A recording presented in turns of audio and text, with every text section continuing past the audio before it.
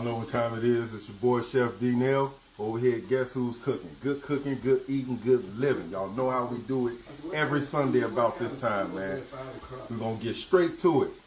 We got the chicken and dumplings, all right? We got the perch fish with the mac and cheese, with the yams, with the 5 cheese toast over here on the Texas side. And of course, we got the world famous turkey tips, all right? We also got, on this one, we got the greens with the turkey tails, and we got the spaghetti. You already know what time it is, man. Hit the link, 773-992-4737 is the phone number to place your order every Sunday, all right?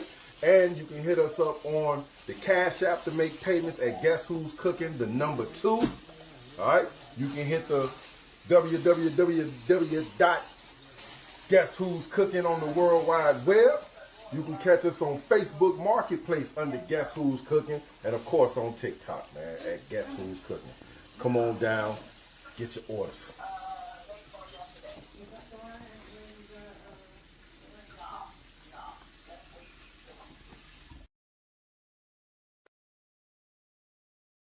Hey, we remain faithful in temptations, rejoice in tribulations, demonstrate patience in every situation, picking up the pieces to their heart restoration. People broken-hearted and in need of salvation. We in captivity, we done lost our history, disconnected from his laws, now there's no integrity. Here's the book and let them see, because they dying in these streets, walking in darkness, and where the carcass is, the eagles be. Walking in darkness, and where the carcass around us like vultures, murder on their mind when they approach us. Let your light shine, watch them scatter like roaches. Babylon falling cause we taking back our culture. Heal our land, Abba now put us back in agriculture. This word burning them up, Romans is a flamethrower. We prophesy destruction, nukes coming, game over. International, continental, ballistic missile. Them bombs dropping like rain, no drizzle. The lake of fire make them sizzle, showing fruits of the spirit. We don't gather figs of thistles. That's the dog, you know, so just like you were saying. Hey, my name is Amani Bright Laws. I'm a travel business owner. My business is Always Shine Bright Travel, where we help you discover your next bright destination. I want to talk to you really quickly today about becoming a travel business owner. Listen, if your passion is traveling, if your passion is exploring the world, if your passion is wanting to travel and explore the world, then you should become a travel business owner, okay? I have 2 easy ways to get started. Less than 1 minute, okay? The first way, up here, our website, travelagentworkshop.com. And please use my sponsor ID, Always Shine Bright, okay? The second way is a text code. Text the word workshop to the number 281-767-9711. And again, reference my sponsor ID, Always Shine Bright, okay? Listen. The workshop is free. It's a free 3-day workshop, which gives you all the information on how to get started to become a travel business owner, okay? Any questions that you have will get answered within that workshop, okay? So let me meet you on the money-making side of travel, where you can turn your passion into your paycheck. Give me shame, I give you peace from underneath. Give me mind and be a light to reignite. Can you open up the doors to let me in? Can you open up the doors to let me in? You could put the heart inside, don't touch my head. As I sing the love inside from out my mouth. Tell me what you need to find. Tell me now. Tell me what you need to find.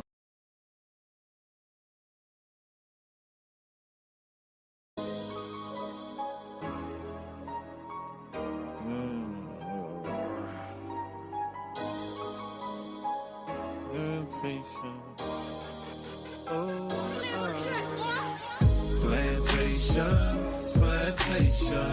9 to 5 be the time I was wasting. Man, I feel like I need a vacation. Saving up for my resignation. Why I feel like my manager hating. ain't the one for no verbal castration. This government ain't giving reparation. We'll go to crime trying to fight the temptation. I wanna clock out as soon as I clock in, but a nigga got goals, so I gotta lock in. 30 hours is still broke. I feel like they mocking. Gotta do doubles for a band. I'd rather hit the block then. But damn, so many caught off the Rico. This oppression in it feels like the Book of Job. Instead of the Book of Job, it's like the Book of Job. After paying all them taxes, I feel like I got robbed. Man, you see this, man? I've been working 40 hours and I got J.O.P. Means just over broke. My coworkers get off and they just wanna smoke. Got me, I don't smoke. I'm in this booth to cope. You gotta hear me out. I'm the voice of hope. I don't wanna be stuck in the back of this truck. It's hard as fuck in the back of this truck. Man, just staring at me, feeling petty as fuck. Yeah, I just wanna give up. Plantation. 9 to 5 be the time I was wasting. Man, I feel like I need a vacation. Saving up for my resignation. Why I feel like my manager hating. Ain't the one for no verbal castration. This government ain't giving reparation. We'll go to crime trying to fight the temptation. But one day we gonna be free. That's the vision that the Lord showed me. But the other day I had a terrible dream. Went to work and AI replaced me.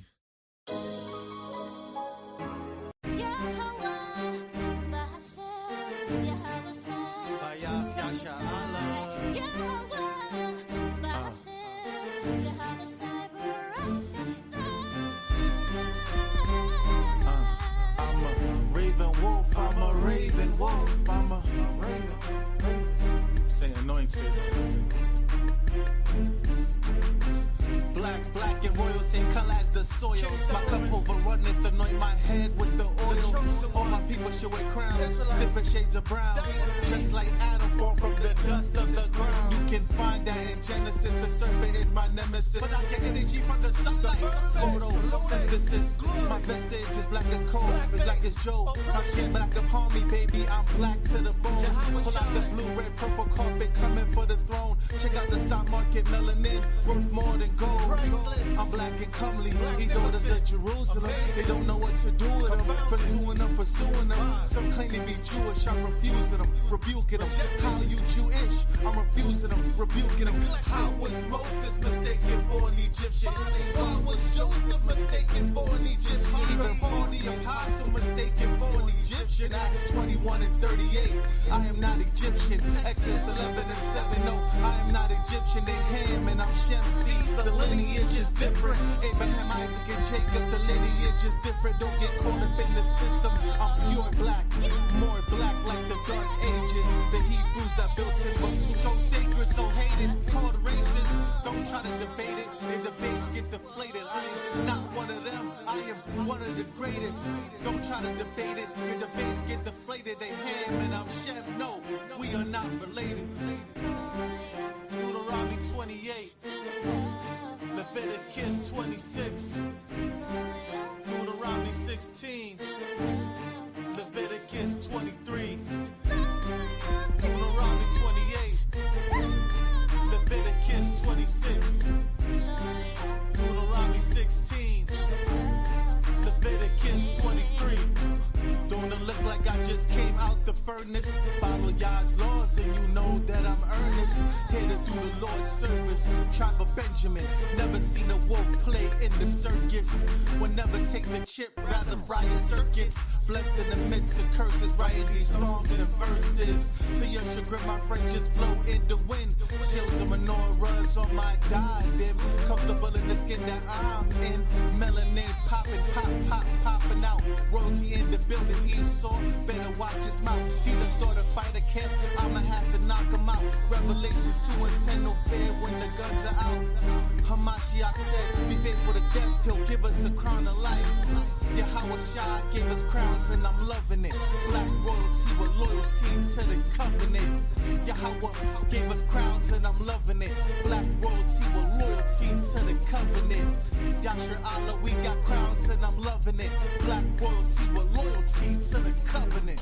Yahweh, Bahashem, Yahweh Shai, Barakatah. Yahweh, Bahashem, Yahweh Shai, Barakatah. Deuteronomy 28, Leviticus 26, Deuteronomy 16, Leviticus 23, Deuteronomy 28, Leviticus 26, Deuteronomy 16, Leviticus 23.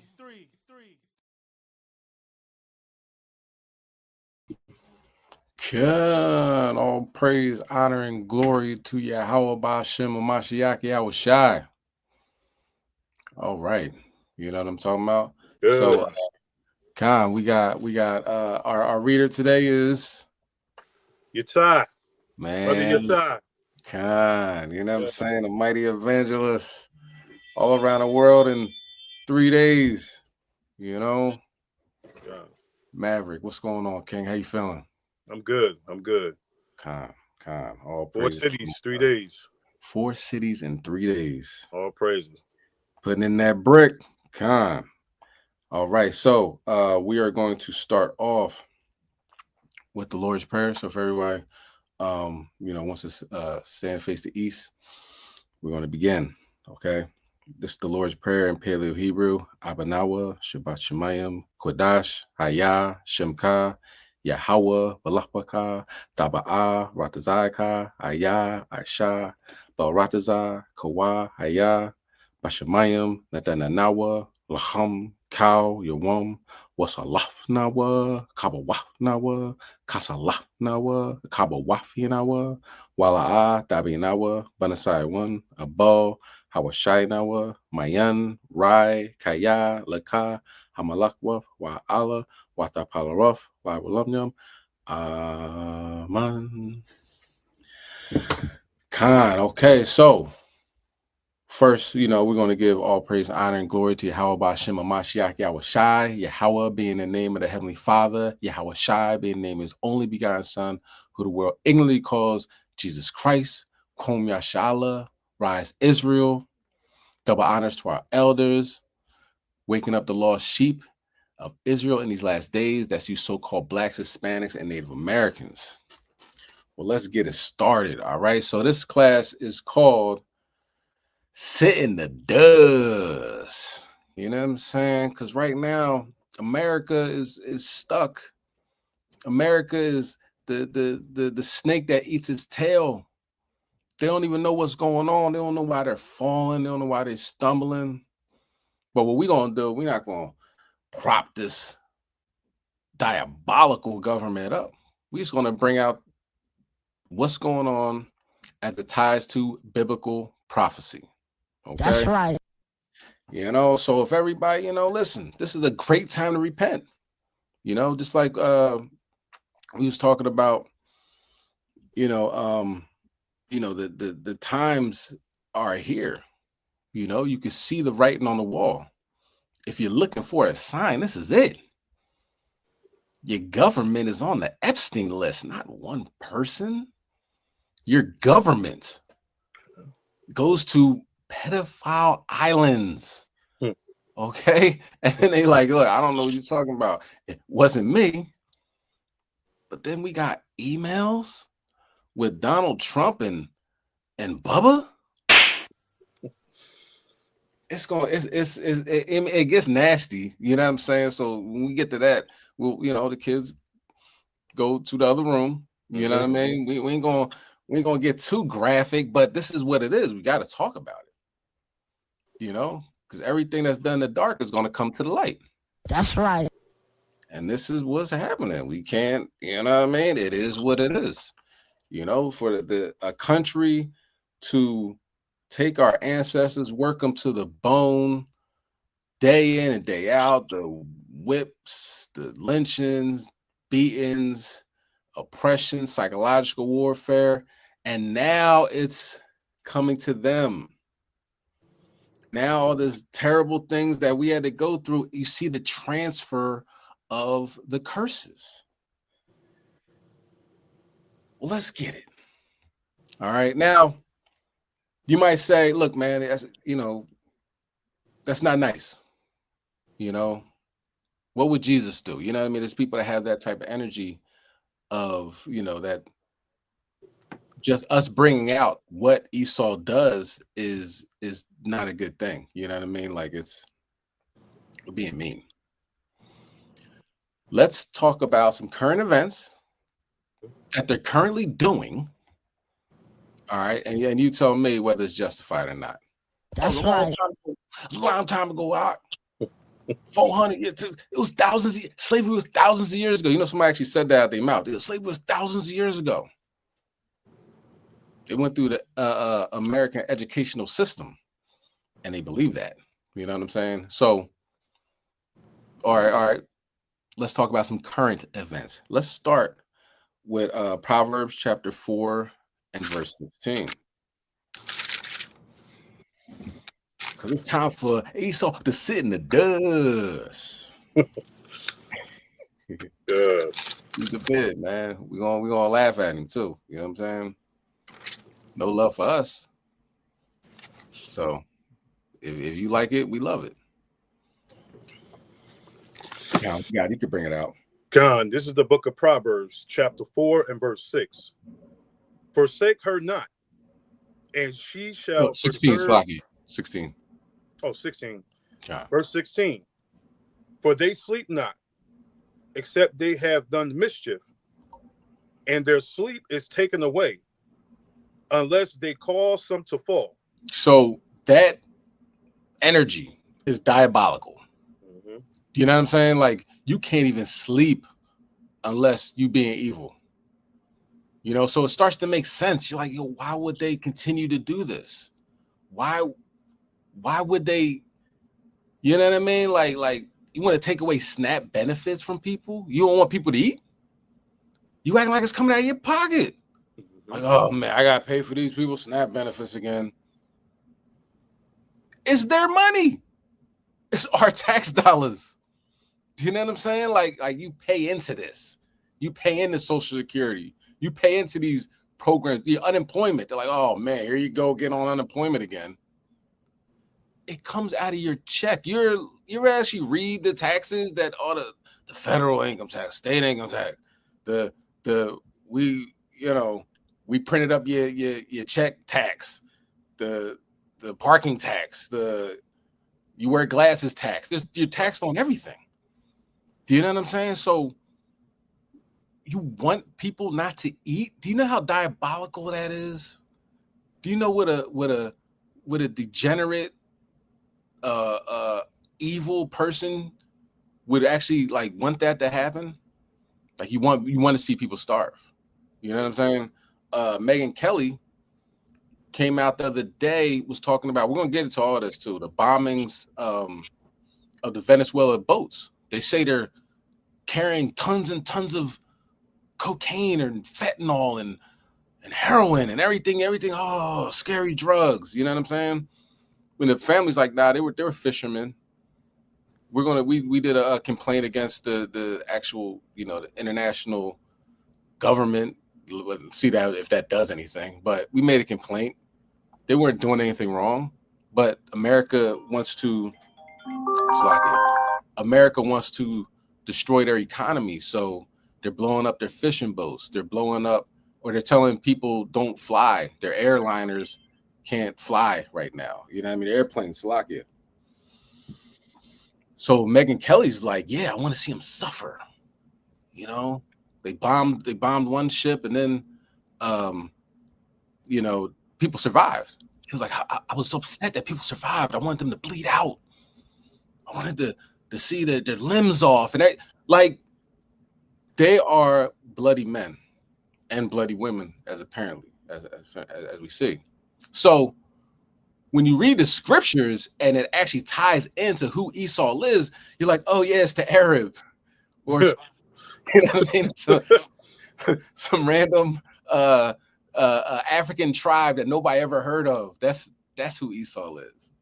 you're like, are you dumb? Or is you stupid? They're showing you who they are. They're not hiding anything. You know what I'm saying? So they can't even sleep. So let me tell you how Trump, I think it was 2 nights ago, was up all night long sending tweets or what do you call it? He's on Truth Social, tweets, posts, whatever. 400.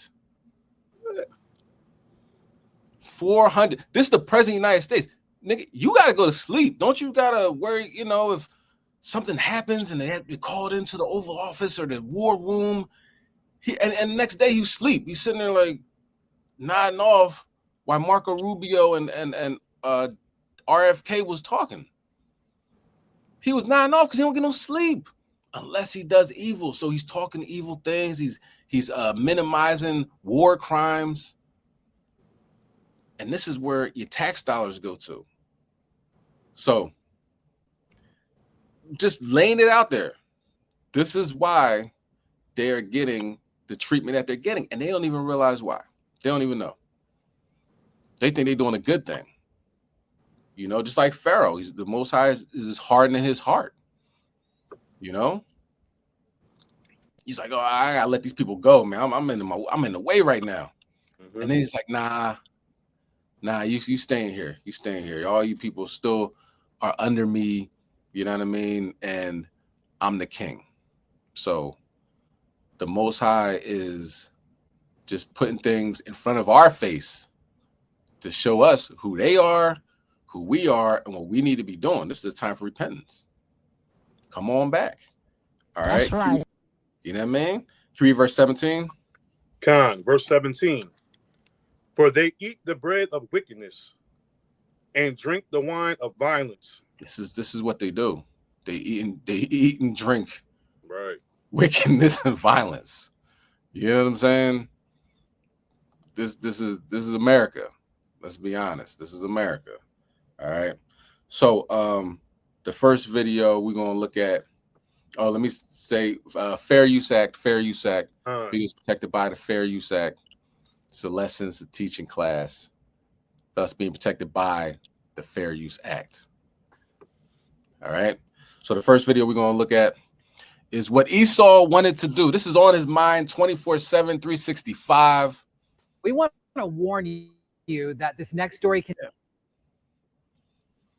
It's pretty bad. Go ahead, King. We're all good.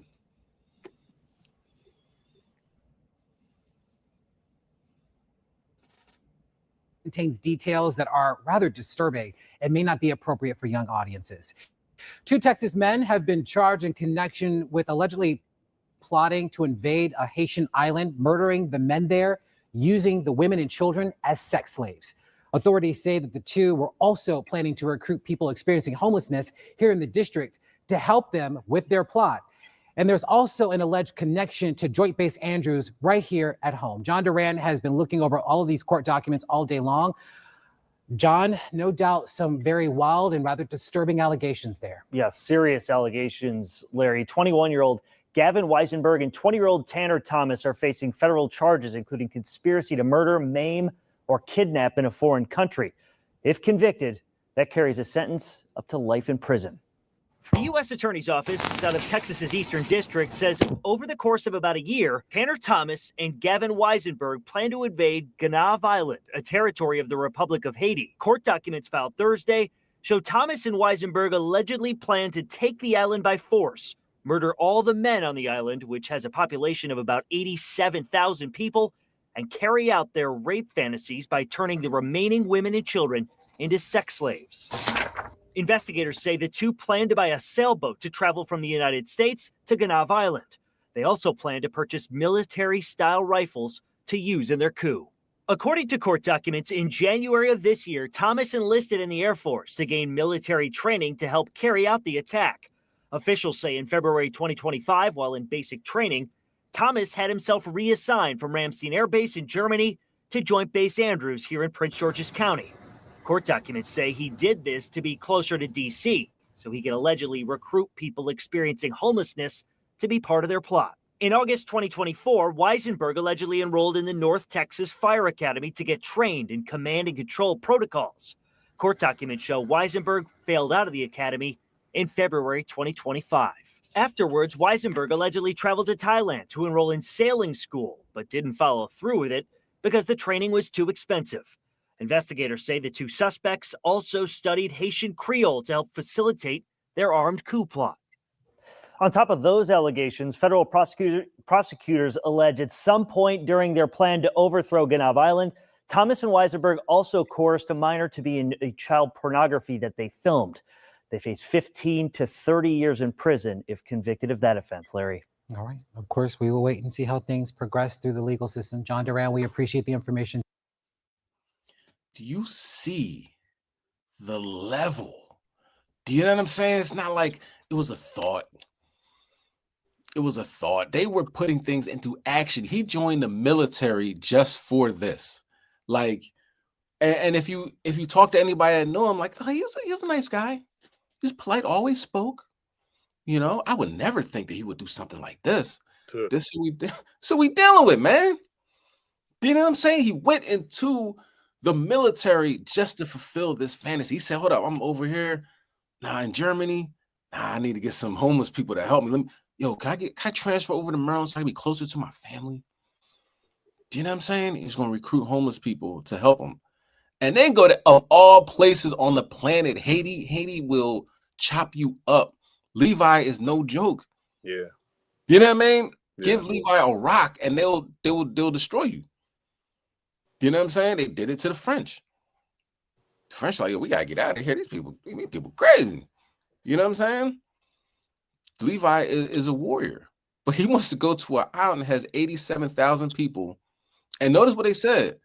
The fantasies, the sexual fantasies that they were talking about was women and children. Totally depraved, totally gone.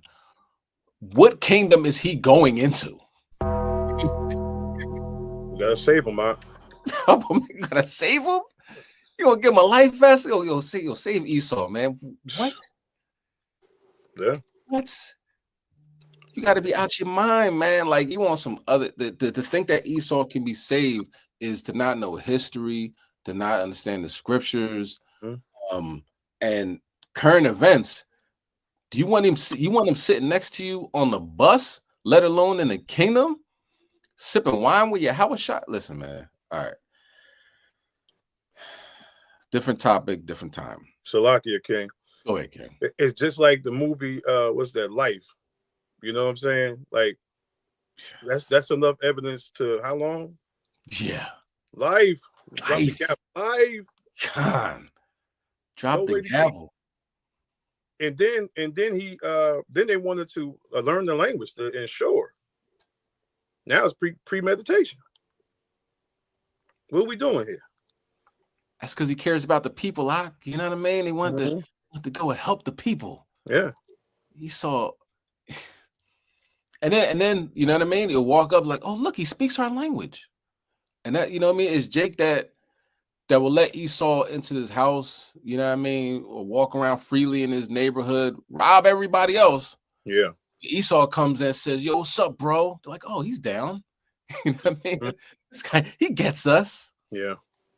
You know, the next president comes, he comes in, hopefully he won't be there that long, but after Trump, it's going to have to be a Democrat because Trump's tearing things up, right?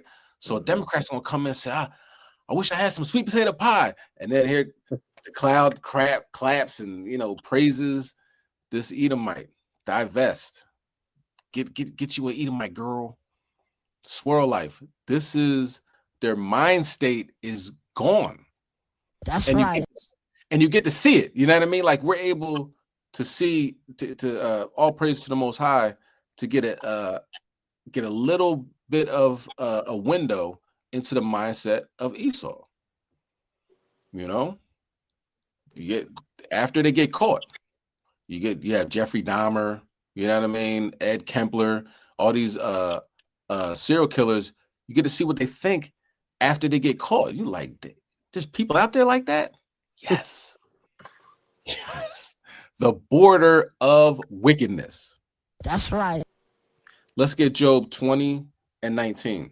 Let's take it back. You know what I mean? Because the reality is people are expecting them to change. Like our people, like, yo, one day, you know, they'll get it together. And Esau says that too. We're not ready for equality now, but soon. Do you really want to be equal with somebody that will spend years of their life living out a fantasy to literally murder, rape, kidnap, and enslave? No. And when you look back, did they really change? Has anything changed? Doesn't look like to me. Go ahead, King. You can bring it out. God, this is the book of Job, chapter 20 and verse 19. Because he have oppressed and have forsaken the poor, because he have violently taken away an house which he built not. Khan, he wants an island. Why don't you go anywhere else? Why not go to Ireland, Scotland, the UK? No, he wants to come to Haiti. You know what I mean? And oppress. Because this is what we're dealing with. Now let's go back. Let's go back in time. Let's go to 1 Maccabees, chapter 12. What changed? What changed with Esau? 1 Maccabees 12, and let's go to verse 48.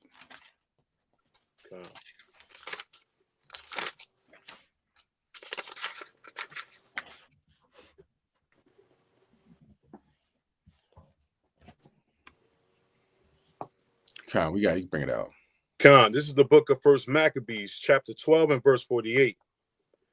Yea, he put all uncleanness out of it, and placed such men. First Maccabees? Con. 12 and 48? Salakia. Yeah, I'm here, King. Con. Salakia. Con, you bring it out.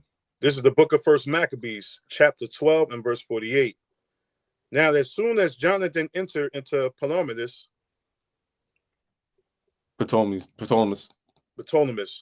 they of Ptolemais shut the gates and took him, and all of them that came into him, they slew with the sword. Con, kidnapping, homicide. Go ahead.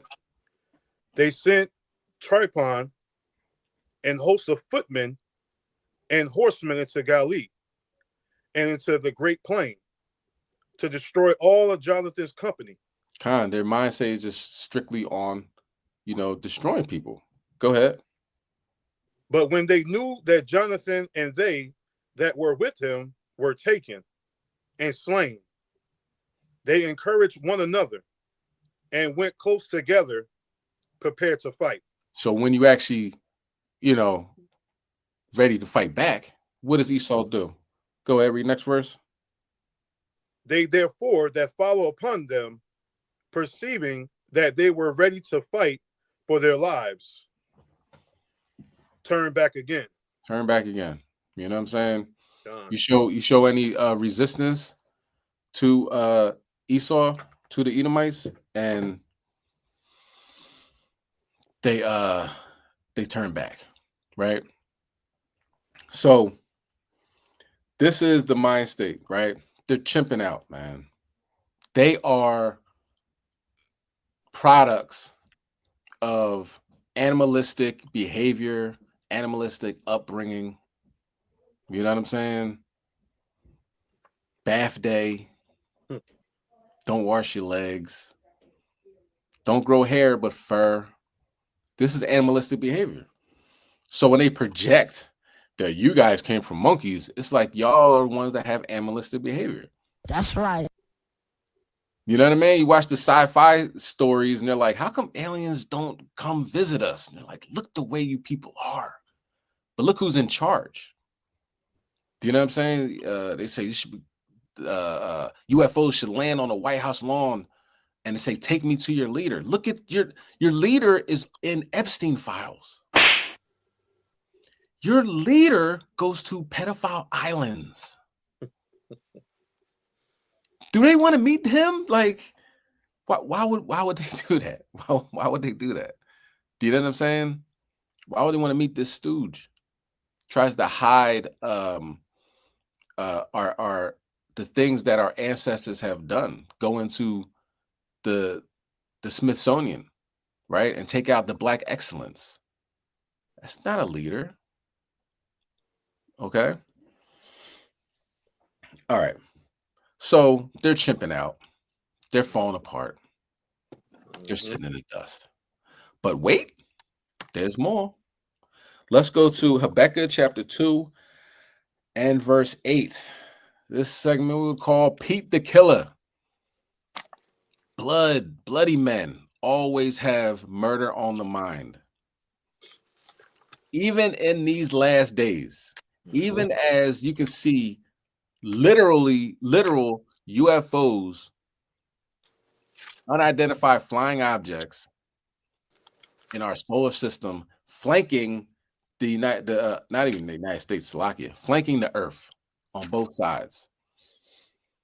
World War III quickly approaching, economic disaster, famine, earthquakes in diverse places. They can't help it. You know what I'm saying? With in Ecclesiastes 7:13, how can you make straight what the Most High made crooked? He made them like this. Slovakia, 1-15. What's that? 1-15, King. 1-15? Con, I can bring it up. Oh, Con.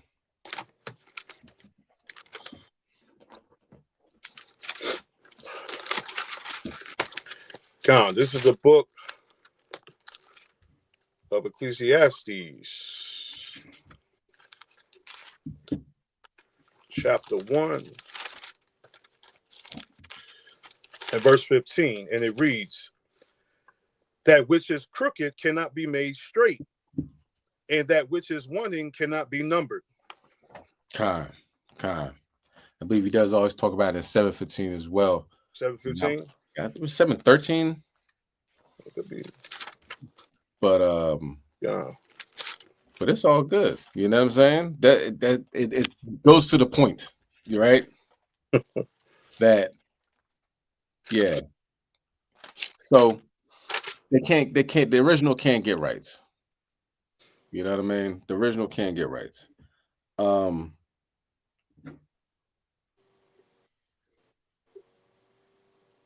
Okay, let's continue on. Yeah. And I appreciate all the trolls. Thank you for, actually tuning in. You might learn something. All right. That's right. Let's go to Habakkuk 2 and verse 8. Because it starts to hit home. You know what I mean? It's like it starts to fix that spirit. You know what I mean? Like It's hitting me right in the side. You know what I mean? Like body blows, man. It's body blows. Especially because it's the truth. It's the truth. Bring that out, King.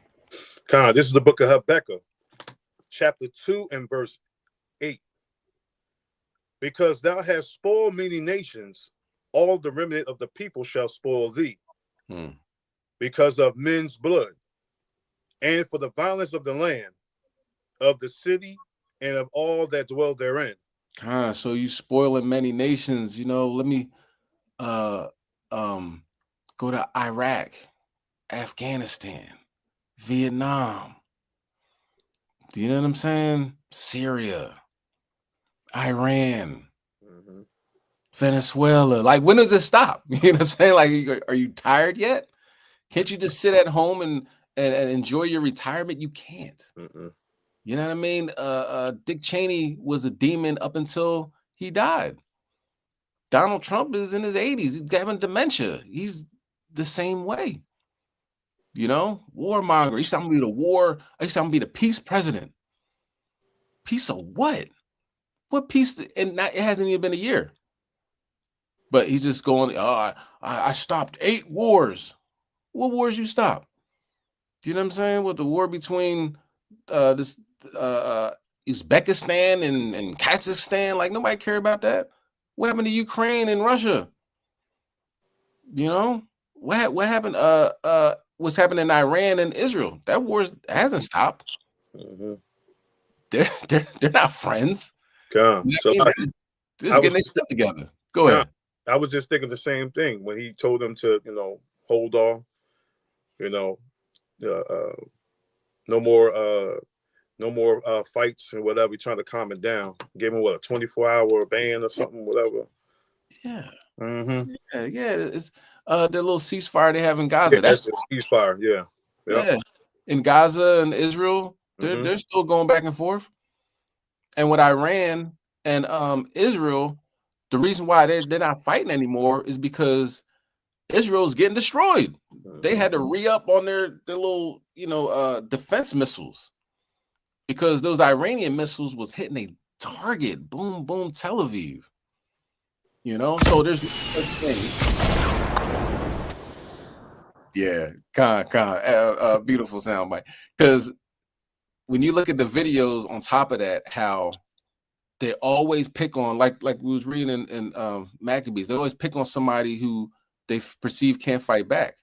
So when Iran was throwing them things right back, they're like, all right, we're gonna chill. Matter of fact, what's Hamas doing? Let's go pick on Hamas. Because they weak. Now think about this. Why isn't America trying to pick with North Korea? Mm-hmm. Remember North Korea? Oh, my button's bigger than yours, and this, that, and the third. Kim Jong-un was like, I have the biggest nuclear missile in the world. Do whatever you do, but no, I'm gonna blow y'all up. Do you know what I'm saying? Mm-hmm. And then all of a sudden it's like, all right, we cool. I mean, you my man. It's all good. He ain't gonna pull that down with the fools down the street. Yeah, right. Yeah, pull that with the fools down the street. God. Mm-hmm. Yeah, he ran into Debo. Mm-hmm. You know what I mean? Or Debo, you know what I mean? Well, for that instance, North Korea was playing a Debo move. You know what I mean? And America was only tough with Venezuela. Venezuela ain't got no nuclear missiles. Venezuela ain't bothering nobody. There's drugs coming there. You know what I mean? Mm-hmm. Drugs. The reason why your kids are all hocked up on pills and Percocets and fentanyl and heroin and dying is because of Venezuela. Venezuela, like, what we do to you? But Venezuela has an abundance of oil. And what they want to do is steal that oil. Right? That's always been Esau's claim to fame, is being a thief, a liar, and a murderer. And now it's coming back to haunt them because Pete the Killer, Pete Hegseth, whatever his name is, supposed to be the Secretary of Defense. He calls himself the Secretary of War, but now it's the Secretary of War Crimes because Pete ordered a strike on a Venezuelan boat, which destroyed the boat but left survivors. So he hit the button again. He ordered them to hit the button again and killed the survivors that are just hanging on the edge of the boat. You know what I'm saying? That's called a war crime. In the Geneva Convention, you're not supposed to kill people that aren't posing a threat. All right. So when he brought all the generals in and says, "Oh, we're not going to care about all these red tape and heavy. I'm going to let you guys do whatever you want to do." Right? He's pumping their heads up. Now that they're in trouble and everybody's talking about it, Pete Hegseth says, "Look, I'm not going to say that the admiral did it. He's a good guy. I stand by him." Hold up, bro. You are definitely snitching. I know a snitch when I see one. You understand? Because it came all on him. It came all on Pete. Everybody's like, "Yo, Pete, you just committed a war crime." Well, listen, I know you're saying I committed a war crime and everything, but I'm going to stand by my admiral just because he pressed that button and he did this. He has my full backing. You giving up tape. I thought it was all love when all the generals in the room and, you know, I had your back with all this. Esau's a snake, man. He's a snake in the Garden of Eden, and he grew up to be a dragon in Revelation. That's who we're dealing with. All right. So let's get Psalm 5 and 6 on deck, but let's have the video. Pete the Killer. They all going to jail. Esau is the killer. Oh. God. So you can play the video, King, and we'll get that preset afterwards. You know, this guy got to go. And sit in the dust.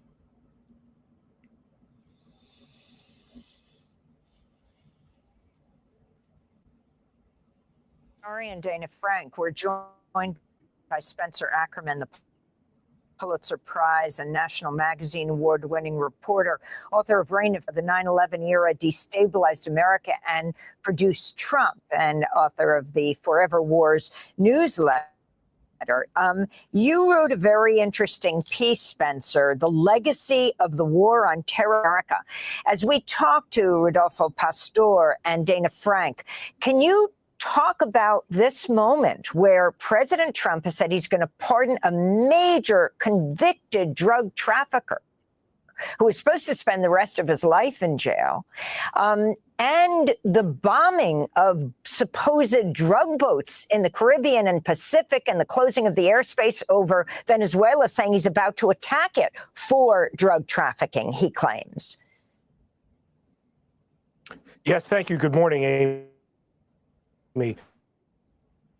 I think we're at a really dangerous point in American history right now. Now, your guests, the legacy of the American dirty wars in Latin America of the 1980s on the war on terror. But now we've got the war on terror reflected in the way that the Trump administration is targeting Venezuela, Ecuador, Honduras. We learned over the weekend that the initial of these fishermen boats back in September was a double tap strike ordered by the Secretary of Defense, Pete Hegseth himself, and executed with the full approval of the, at the time, Joint Special Operations Command Commander, Admiral Mitch Bradley, who's now the commander of U.S. Special Operations Command. This was beyond even many of the illegal actions taken of the war on terror. However, this shows the moral degeneracy that the war on terror has left as a legacy in the U.S. military, not just the tactic of a drone strike, but the willingness to kill civilians. The double tap strike means that that's a second strike on a target already struck to ensure no survivors. If those were, in fact, people with whom the United States is at war with, as the Trump administration claims, then the second strike is a blatant violation of the law of armed conflict. You are supposed to leave survivors and not give no quarter. If we are not, in fact, at war, as for other purposes, the Trump administration's Office of Legal Counsel says when it's trying to avoid congressional authorization of these sorts of strikes, then this is simply like every other strike that has killed now over 80 people, simply a criminal act of murder. I mean, you have now Republican-led committees in both the House and the Senate saying they're going to hold oversight hearings to investigate the Pentagon's attacks on the boats, particularly that one September 2nd, where two men survived, were hanging onto the boat, and they struck it again. You have President Trump trying to defend Hegseth, who sources say was the one who ordered the second strike. And what did he do last night? That's Secretary of Defense Hegseth. He tweeted out or put on social media a meme of the children's cartoon character Franklin the Turtle opening fire from a helicopter on boats below. Both the House and Senate Republicans and Democrats, like Senators Reid and Wicker, calling for an investigation into war crimes here. And this goes together with the senators and the senator and Senator Kelly in Arizona and the other Congress members, former military and intelligence, saying, do not follow illegal orders. It doesn't matter if you were ordered from a superior. You will not be protected if you engage in war crimes. This is a make or break moment for American democracy. We need Hegseth impeached. We need Bradley impeached. Obviously, there's a separate question about Trump, who's ultimately responsible for this. But these men must not be permitted to remain in their jobs. They are turning the military into a criminal operation. We can have a great historical debate about all of the steps necessary to produce that point and previous examples of military commanders following illegal orders. But this is unambiguous. This is as bright line of violation as it gets. This turns the military into something that I think even those Republicans on those committees who have been willing to put up with and have been complicit in so much, as frankly have the Democratic members, this is a step too far. But if there is no accountability for this moment, we should expect it to repeat. And you also have, at this point, in addition to Republicans and Democrats calling for investigation, the top Pentagon lawyers, the military lawyers who would say to Hegseth, this is illegal. He fired them many months ago. As well as he fired the Joint Chiefs of Staff chairman simply for being black. This is someone who never should have been anywhere close to the office of the Secretary of Defense, one of the most powerful offices in the world. I want to point out a really important forthcoming date. That's December 12th. Reportedly, December 12th is the final day that Admiral Alvin Halsey, the Southcom commander who apparently quit to refuse these criminal orders, is out of his job and out of the military. It's going to be crucial to bring Halsey in front of congressional hearings to talk about exactly what he did ahead of his decision to quit, what Hegseth ordered him to do, what others inside the Secretary of Defense's office ordered him to do that apparently he was not willing to do. This is going to be a crucial moment of investigation if we are to recapture any semblance of lawfulness over the U.S. military. Thanks for watching Democracy Now! Khan, it's not looking good. It's not looking good. Your Department of War crimes is being investigated, and it's like it's all falling apart. Time to sit in the dust. I mean, if you want to blow up fishermen, you know what I'm saying, and then call them narco terrorists, you might have to pay for it. Okay, let's get that Psalm chapter 5 and verse 6, because God ain't with that. You know what I mean? The Most High God isn't with Esau in his destructive behavior. Okay, now he uses Esau to destroy, then he's going to destroy Esau because frankly, he hates him. Okay, let's bring that out, King. Psalm 5 and verse 6. Khan, this is the book of Psalm, chapter 5 and verse 6. Thou shalt destroy them that speak leasing. The Lord will arbor the bloody and deceitful man. Khan, he hates him. You know what I mean? Abhors the bloody and deceitful man, and he hates a liar. He's a liar and a killer. You know what I'm saying? And, you know, so the day it happened, or the day it came out, I think it happened in September. When it came out a few days ago, he said, Trump was like, I don't know what you're talking about. He said he didn't do it. He said he didn't do it. I believe him. You know what I mean? Pete said, nah, I don't know what you're talking about.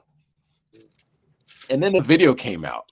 You know what I'm saying? That's they're like, damn, I forgot we got high resolution video on all our drones, and he tweets out when he does it. You know what I'm saying? He needs content. South Park was just talking about that. Pete Hegseth always into content.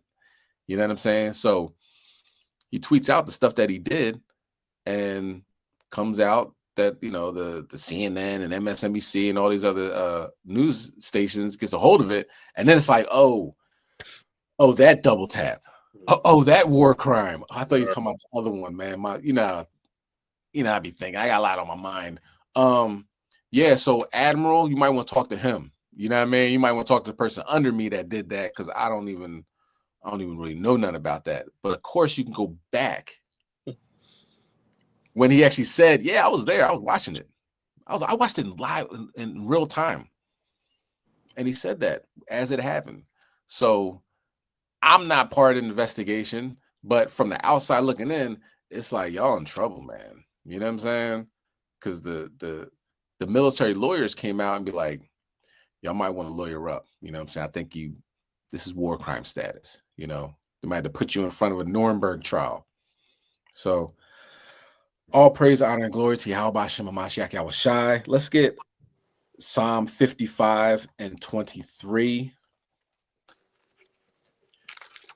Because it's a beautiful thing to see your enemies get destroyed right before your eyes. And you know that the Most High God is doing it. All right. Yeah, Psalm 55 and 23, you could bring it out. Come on, this is the book of Psalm, chapter 55 and verse 3. 23. Salaki, verse 23. But thou, O Yahweh, shall bring them down into the pit of the destruction. Bloody and deceitful men shall not live out half their days, but I will trust in thee. Bring them down to the pit of hell. They're not going to live past this. There's not, these people are the ones that, who knows what's going to happen to Pete Hegseth. He might make it to go to court. He might make it to go in prison, or the Most High might just take him out. Whether it be, and he be sipping, man. He be sipping hard. You know what I'm saying? The thing about it, in order for him to get this job, he had to tell people, look, I'm not even going to drink no more. Because he was known for just getting drunk and beating up his women and getting into fights and like just being all out, unruly. Just like a, Edomite playing the true nature. But, the Most High might just bring him upstairs just so he could knock him back down into the pit. Because it says, bloody and deceitful men, which he's both, shall not live out half their days. So we'll see what happens with that. You know what I mean? God, Salakia, King. God. Also, I had a precept too, what you were saying about the lying lips. God. The book of Proverbs, chapter 12 and 22. And, you can't trust these people. Everything that come out of their mouth, it's just, I just don't believe nothing that they say. I'm going to bring it out too, King. This is the book of Proverbs, chapter 12 and verse 22. Lying lips are an abomination to the Lord, but they that deal truly are his delight. These people don't deal. They don't. People got to be careful, man. Esau is the devil, man. That's right. They want to learn the language. I'm just thinking about that again. They want to learn the language just to make sure. Wow. But our tribes, we start speaking the Hebrew, really throw them off.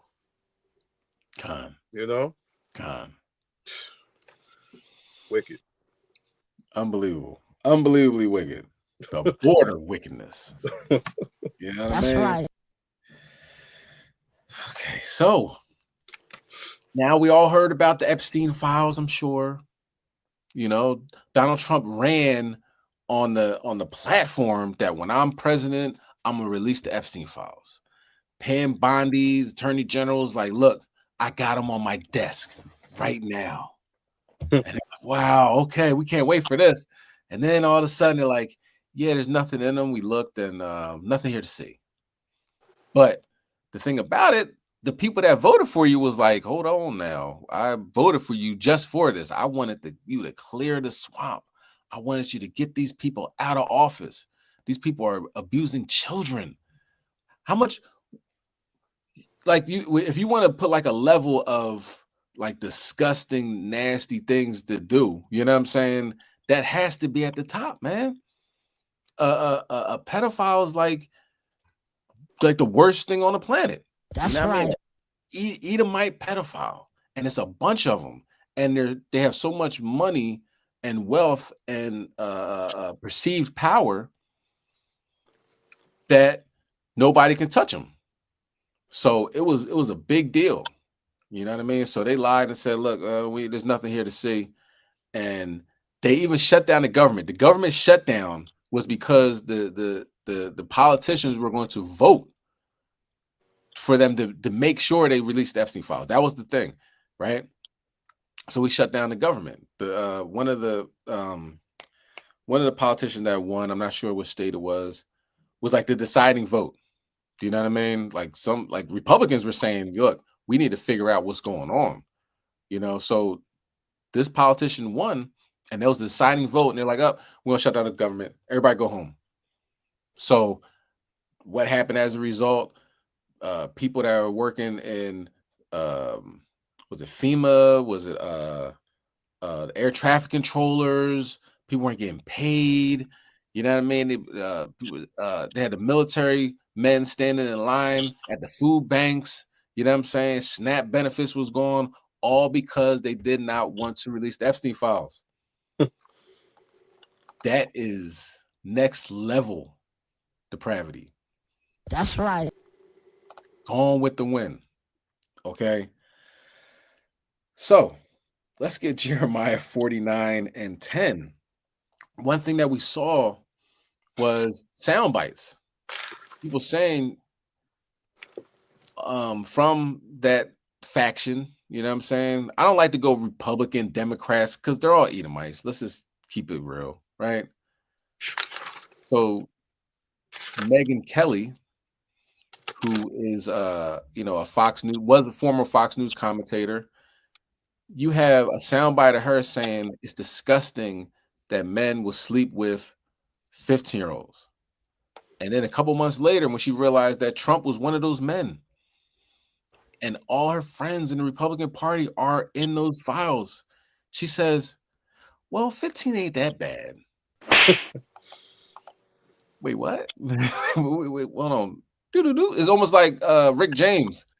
Like, I ain't put my foot in your couch, Eddie. Yeah, I put my foot on Eddie's couch. You know what I'm saying? Did you hear what you just said? So Megyn Kelly is the Edomite Rick James. I don't even want to disrespect Rick like that, though. I ain't gonna hold you. But what it comes down to is they have no morals. There's no moral standing. You know what I mean? The morality's way out the door. It's gone with the wind. But all praise to the Most High, because he shows us who they are and what they're about. All right, let's bring that out. Jeremiah 49, verse 10. Khan, this is the book of Jeremiah, chapter 49 and verse 10.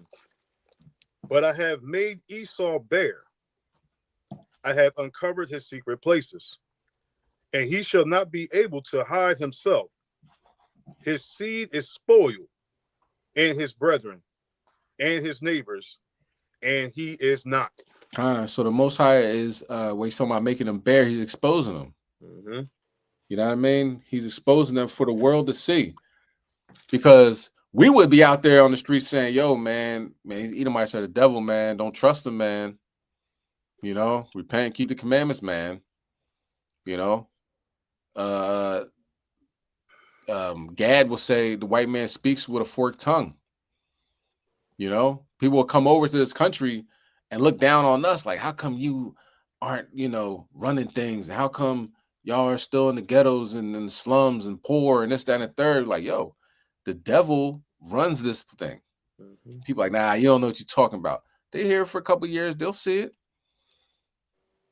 You'll see. But now it's like public knowledge. This is on mainstream television, mainstream news.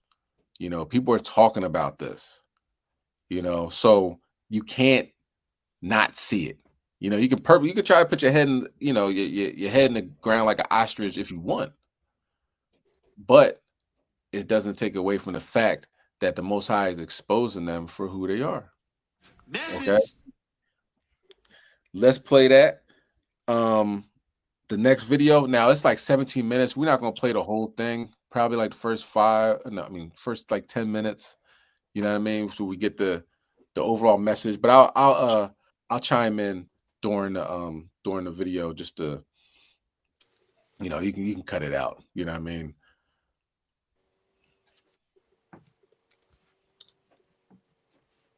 Evil. Oh my goodness. There was one point in time that I used to believe that, hey, no matter you're Republican, Democrat, Libertarian, Independent, no matter your philosophy, your political beliefs, doesn't matter, that we can all agree that messing with kids is bad. Whether they kids, teens, children, whatever you want to call them, that messing with them was bad, okay? Any type of sexual deviancy with these individuals was a bad thing, that we can all agree that's bad. You need to go to the sun. That's what needs to happen. You need to be locked up. You need a chair. You need an injection, whatever. It seems that all of us agree on this except MAGA. Come on now, dog. I don't know what to tell you, but this is a surefire way to know that you're in a cult. If you happen to be on the side where you're trying to an obstacle, where you're trying to explain when it comes to someone messing with kids, you may be in a cult. I don't know what to tell you. Or you are just completely morally bankrupt. But it really goes to show that Trump was actually right when it comes to his support. How he's talking about how he can shoot someone in the middle of the day and he wouldn't lose a single vote. They say, I have the most loyal people. Did you ever see that? Where I could stand in the middle of Fifth Avenue and shoot somebody and I wouldn't lose any voters, okay? It's like incredible. I used to believe that was hyperbole, but now seeing how they're responding to actual innocent kids being attacked, I genuinely believe that. I believe that these people are done. They are cuckoo for Cocoa Puffs. They need to be gone, bro. They need to be going to a different country, a different planet, because we can't live around people who are trying to co-sign abusing the youth. They want to talk about transgender. They want to talk about the LGBT propaganda. I hear you, but all of that, okay, if you want to scream all of that, oh, they're abusing the kids, they're trying to, brainwashing them. If you believe all that, but then when we have a whole bunch of evidence of what people are doing on an island of trafficking these individuals, women and children, and you don't care about it anymore, you can miss me with that nonsense, all right? You can miss me completely with that nonsense. A distraction. Just ridiculous. This whole Epstein Files thing, a little bit played out. And I think it's a moment in time where it should be a sobering effect on millions of people to understand that we don't have news. This is not news. This is mere entertainment / propaganda. He's out of line, but he's right. I never thought in a million years, listen to me, I'm being genuine. I never thought in a million years that when it came to uncovering a child trafficking ring, that there would be a United States president who would say, don't worry about it. Because it's a Democrat hoax. It's just a hoax. The whole Epstein thing is a Democrat hoax. What? They ran on, hey, we're going to release the files. We're going to release the files. Dan Bongino, freaking Kash Patel. Oh, we're going to get to the bottom of this. We know that that's not what happened to Epstein. Seriously, we need to release the Epstein list. You say that the FBI has Epstein's list. They're sitting on it. Why is the FBI protecting the largest scale pederast in human history? Simple, because of who's on that list. You don't think that Bill Gates is lobbying Congress night and day to prevent the disclosure of that list? Some governments around the world may have some material that's related to the Epstein thing. Bill Clinton was knee deep in this, man.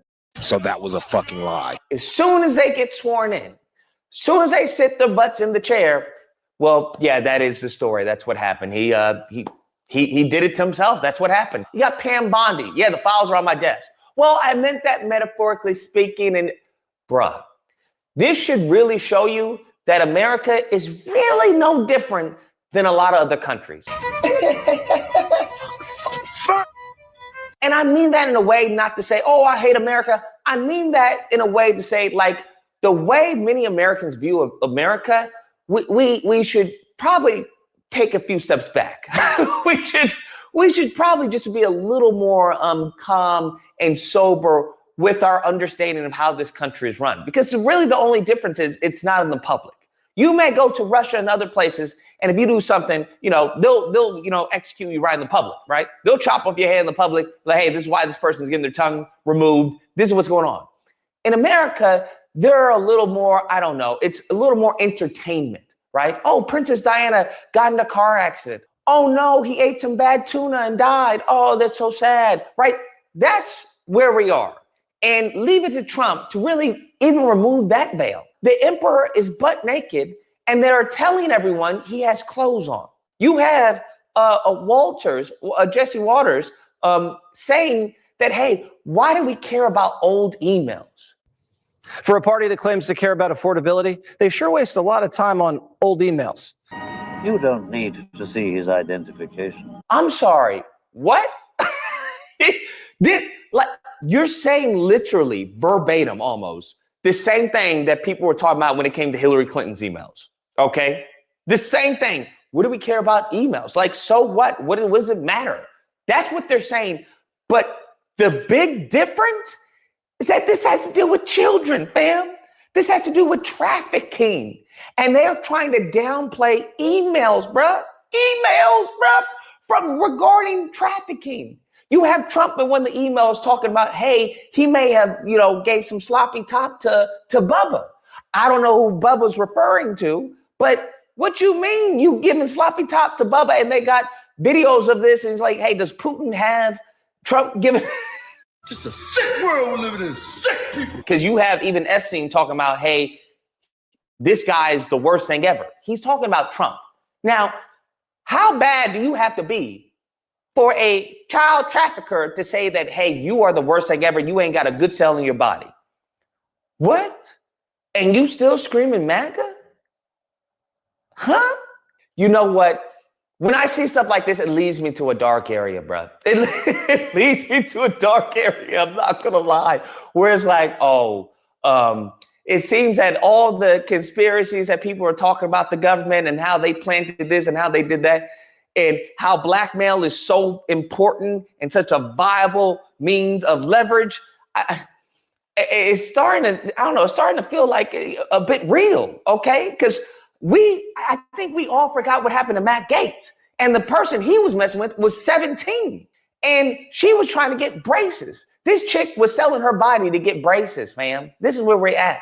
And you saw the cover they tried to do for Matt Gaetz. When I think about all this trafficking, okay, when I think about the Epstein and everything, you can't tell me that people in Congress, okay, our representatives don't know anything about this. Damn. You can't tell me that many of these people, whether Republican or Democrat, are not the same people who are aiding and abetting this trafficking. Damn. It's like George Carlin said, it's a big party. You're not involved. I don't want to be a part of this party, to be honest with you. I don't want it to have anything to do with that. I want to be on the same block of this party. But Trump is such a white ignorant that he knows that, what are you going to do?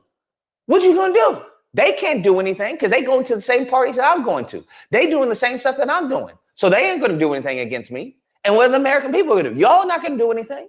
But Brondo's got what plants crave. It's got electrolytes. Unless you about that revolution, unless you really about that 1776 life, shut up and dribble. Come on, man. And it gets to the point where you have Megyn Kelly. She goes on and I don't know, man, I'm flabbergasted, bro. I get if you want to, rub elbows with Tucker Carlson and Candace Owens and the conspiracy and, they got Charlie Kirk. I get that, right? It's all for clicks. It's all for money at the end of the day. Money makes the world go round. But to the point where you're trying to downplay Epstein, Because that's exactly what she did. She tried to say, oh, well, you know, I have on good authority. I have people who know all about the case, not everything, but a good chunk. As for Epstein, I've said this before, but just as a reminder, I do know somebody very, very close to this case who is in a position to know virtually everything. Not everything, but virtually everything. What can anyone say to her once she says, well, I know somebody who knows in on the, you know, about the case? You can't ask her for a source, right? Well, who are your sources? She's not going to tell you who your source is.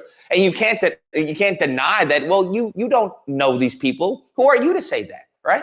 Who are you? She's Megyn Kelly. You can't tell her what she knows, who she knows and who she doesn't know.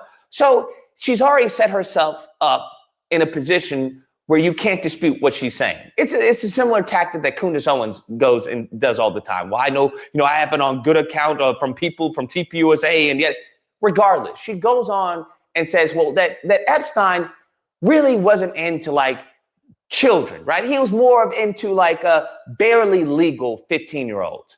And this person has told me from the start, years and years ago, that Jeffrey Epstein, in this person's view, was not a pedophile. This is this person's view, who was there for a lot of this, but that he was into the barely legal type. Like he liked 15-year-old girls.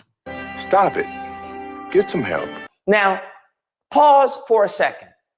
I'm unaware in anywhere in the United States of America where a 15-year-old is considered barely legal. Huh? I don't know what the heck she is talking about. It's not even a funny situation. But when you refer to a 15-year-old as barely legal, boo-boo, we should be checking your hard drives, okay? We should be looking at your phone records. That's what we should be doing, okay? She should be under investigation. But the problem is, who's going to investigate her? Kash Patel? Dan Bongino, who's all in on the official story for Epstein? Is that what you telling me? Damn. What do you do then? Huh? Who watches the Watchmen? Who police the police? The police? So that's already a red flag right there because a 15-year-old isn't barely legal. That's illegal. Okay, boo?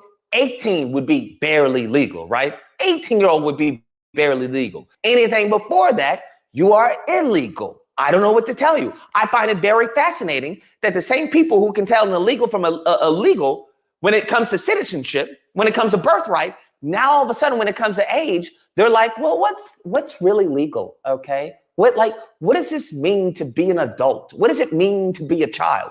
And I'm like, y'all sound eerily, familiar, similar to what you said the Democrats were trying to push, was the whole match, right? The minor person, attracted persons. Y'all sounding very, very similar to them. And I'm just, it's a little off-putting, not gonna lie. It's not a little, it's a lot.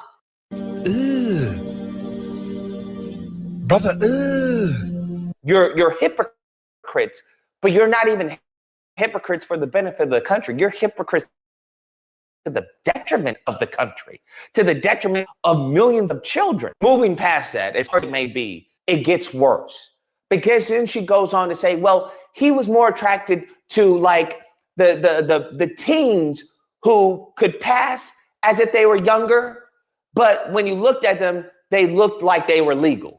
And I realize this is disgusting. I'm definitely not trying to make an excuse for this. I'm just giving you facts.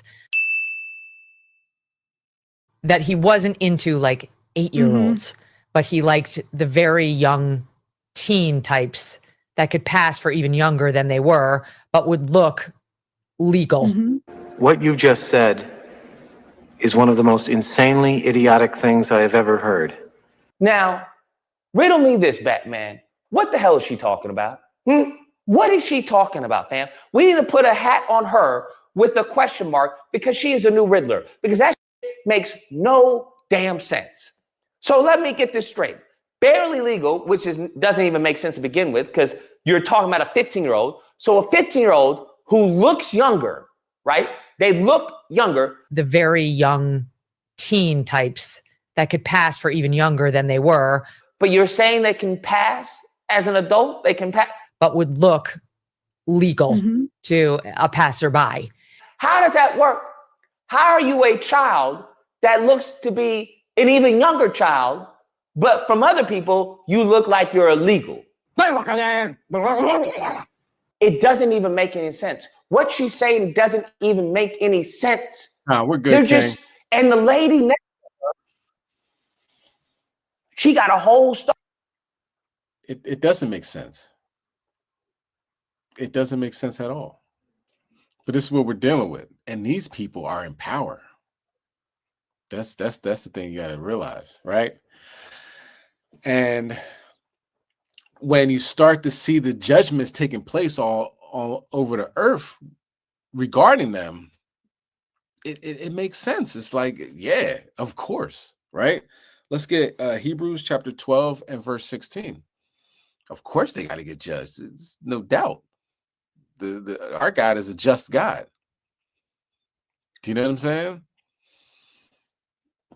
So their idea that, God doesn't exist and they can do whatever they want, no issues, no retribution, it's just not reality. Okay. Now, when you got it, you can bring it out, okay? Khan, this is the book of Hebrews, chapter 12 and verse 16. Lest there be any fornicator or profane person as Esau, who for one morsel of meat sold his birthright. Khan, there's nobody more vain and disgusting than Esau. Do you know what I'm saying? And the scriptures back that up. Thousands of years. Hasn't changed, won't change. Look at Wisdom of Solomon, the 2nd chapter. They just believe they can do whatever they want, drink the good wine, smell the flowers, nothing's going to happen to you. But that is not the case, okay? One thing that does occur is exposure. You know what I mean? This isn't breaking news, but it's news that we just can't let go. Do you know what I'm saying? Because we read the emails regarding President Trump engaging in some type of activity with somebody named Bubba. Hey, Now no Diddy, man. No Diddy. No Diddy. No Diddy. All right, so this is the part of the class where, I know it's getting late. Let the kids go out to the other room. Let the children take a walk. Because it just gets really, it doesn't get graphic, but it gets graphic, if you know what I'm saying. Let's deal with it. All right. The President of the United States. I just can't say. Listen, let's get Isaiah 14 and 16. They stood in line for this man for hours. In the rain, the sleet, the snow. They got tattoos of them talking about fight on their body. You know what I'm saying? Like, my president, I'll take a bullet from my president. Your president was on his knees talking about, never mind. Listen, is this the man? Let's get that, King. Isaiah 14 and verse 16. Khan, this is the book of Isaiah, chapter 14 and verse 16. They that see thee shall narrowly look upon thee and consider thee, saying, is this the man that made the earth to tremble, that did shake kingdoms? Had to squint their eyes like him. Is this, am I reading this right? Did Donald Trump engage in fellatio with a man named Bubba?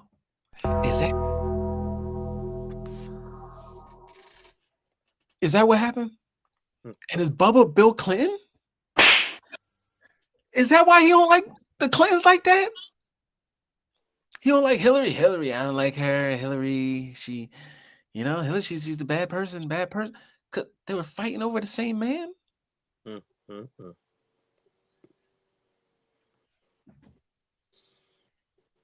This is what we're talking about here. This is legit. Now, Epstein's brother came out and said he wasn't talking about Bill Clinton. He's talking about a horse. Wait, what? He was doing what to a horse? Exposure. Expose them all. And let's not get past this. All right, I know. Oh, it was a long time. This is old news that happened last year. I ain't gonna forget this. Never worry. I'll forget it. Never worry. 31st. You know what I'm saying? That's they plan on doing that, and they give you a whole bunch of other news and things that don't matter. Wait a minute. We're gonna go back to this. This is this is your president. He not only is he in the Epstein files, but he was doing what the who?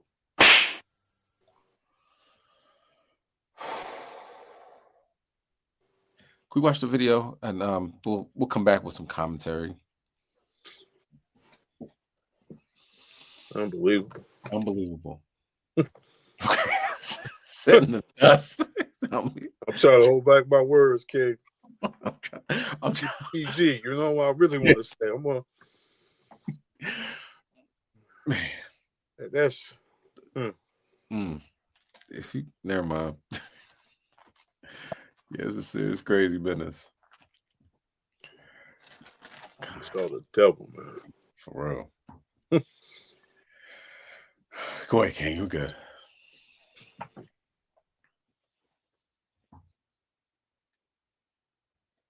Let's go to Truth or Fake. Donald Trump inevitably is part of our next feature. Emerald Maxwell joined us over by the Big Book. Good evening to you, Emerald. Great to see you as always. An old photograph of the current U.S. President Donald J. Trump and the former President Bill Clinton has got alongside one of Jeffrey Epstein's emails that has attracted scrutiny on social media. Explain what this is all about. Well, Mark, we can see the photo being shared on Reddit and TikTok, amongst others. Here it is on TikTok. And it claims to show Donald Trump groping then President Bill Clinton. It's gone viral after the U.S. House Oversight Committee released a trove of Jeffrey Epstein's emails last week, including emails pertaining to Trump. And this photo is being shared alongside those rumors. So let's look at one claim at a time.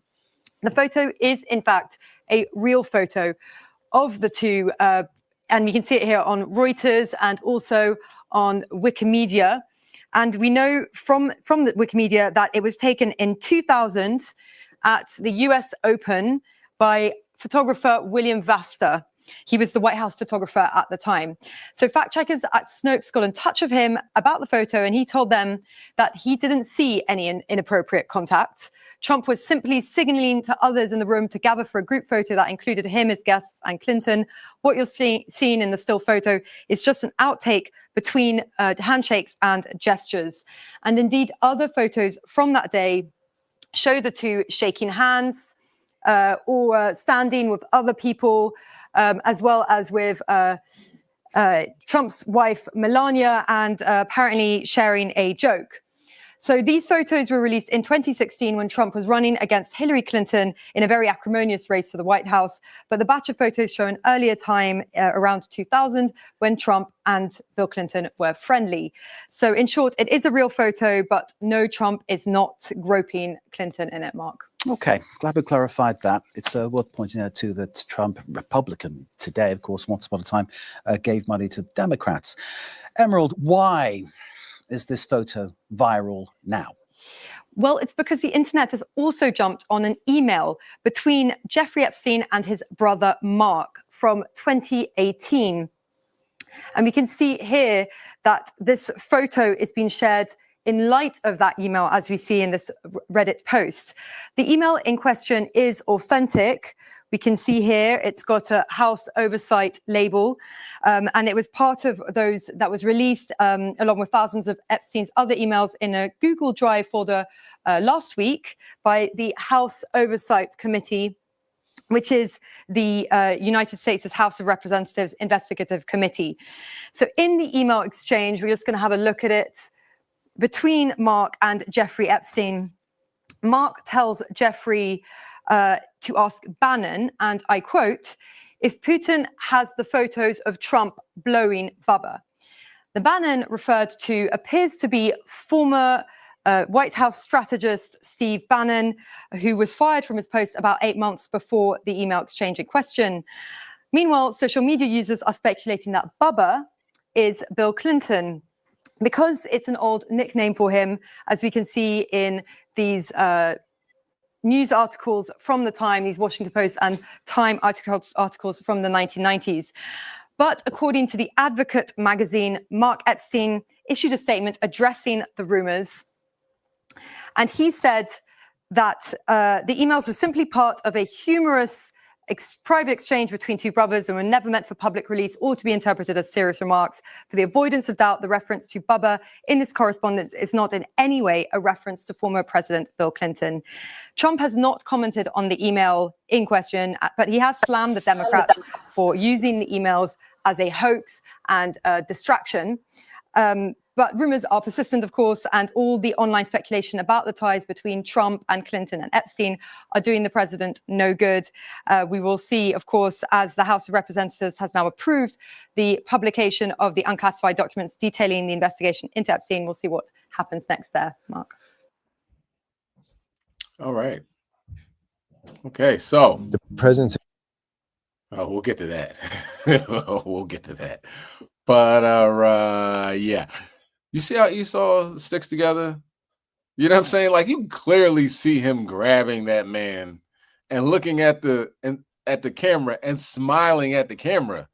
And then they say, nah, that's not what happened. What your eyes are seeing is not what really happened, you know? So what he was doing, he was signaling for people to come over there as he's grabbing Bill Clinton below the belt. Gone, you know, gone with the wind. You know what I'm saying? That's right. So, and then you know, Epstein's brother has to follow up and say, "Oh no, he was talking about another Bubba. he was talking about him giving oral." Is that PG enough? Like, y'all know what I'm talking about? Yeah. Give oral to another Bubba. Okay. He just be grabbing anybody then. He said, grab him by the I'm saying. We said to women, grab him by the P, grab him by the P. And then he grabbed him by the D. Like you no Diddy, man. No Diddy. He all over the place. Esau, man. You know what I'm saying? He all over the place. This is the leader of the free world. Don't they say that? Convicted felon. God. 36 count? Mm-hmm. Grab it. All right. Yo, this is a descent into the pit for Esau. You stood in line for this guy. You wanted him to release the Epstein files. Then to find out he's in the Epstein files. And not only is he in the Epstein files, he's literally in the bed with the Democrats. Literally in bed with the Democrats. You can imagine how that feels like. You wake up the next day reeling everything you stood for. You wanted him to make America great again. It's not happening. They are sick. Esau is sick. That's why they hopping on the live and everything, talking all crazy. They got nothing up. They got nothing going on. You know what I'm saying? As we go up, they go down. And you know, Esau, he's not used to being down. You know what I'm saying? He's not used to being in a position where he's not in control. So you're going to start seeing more and more Edomites testing their flying skills off of bridges and tall buildings, you know, without the jetpacks. You know, they're going to come home and like, look, honey, get the kids all in the living room. You know, it's time to meet Jesus. Finish him. That's what's going to happen. You know what I'm saying? That is what's going to happen to these Edomites, man. They can't take it. You know? So just to put that out there. And then now let's get Isaiah 47 and verse 7.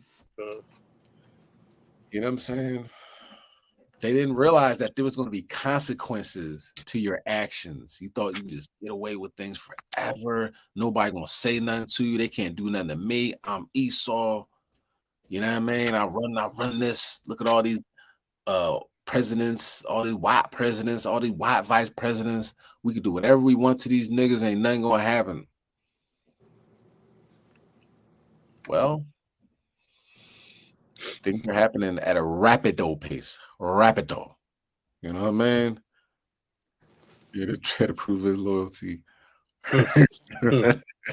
God. He said, never mind. I can't. It's PG. It's PG. PG. I'm gonna chill. I'm trying to hold back as much as I can, kid. I'm sorry. All right, Khan. You can bring that out, King. Khan, this is the book of Isaiah, chapter 47 and verse 7. And thou sayest, I shall be a lady forever, so that thou didst not lay these things to thy heart, neither didst remember the latter end of it. Khan. And that's a two-part. You thought you was gonna be a lady forever. Like you really on some you know what I mean? Like boys ain't supposed to do that, Damon. You know what I'm saying? Say it again. You're not supposed to be doing that. What dance is this? There's something wrong with you, man. You know what I'm saying? That's and no wonder why, you know, he's so adamant about you know, I can't stand him and this, that, and the third. He broke your heart. I mean, Lewinsky came back in the picture. He's like, who is she? You know what I'm saying? Oh boy. Yeah. So these things are happening. Okay. This is happening. This we're on the ground with this. This is really going on. Government's falling apart. Your president is on his knees. Where else could we go from here? Let's go to some spiritual butt whoopings, if you will. All right. Tucker Carlson. Let's go to let's watch the video. Matter of fact, no, not the video yet. Put on Psalm 35 and verse 6, and then we'll play the video. You know what I mean? Tucker Carlson, very vocal. He, you know, anything happened. Oh, so now we're rioting because a drug user named George Floyd wants to use drugs. You know what I'm saying? Like they really sat there in our face was like and saying that he died of a drug overdose while this man had his knee on his neck for 9 minutes. You know what I'm saying? Like we're watching it. It was all on TV, on the internet. It's like, oh well, he had drugs in his system. So anything that they do, they make an excuse for it. You know what I'm saying? And they are the voice. They are the media. Do you know what I'm saying? So the ability to switch narratives. Candace Owens said the same thing. He called Lucas called her Candace Owens. Said the same thing. You know what I mean? He's on drugs. And anything that had to do with a racial element, Tucker Carlson definitely exploited it.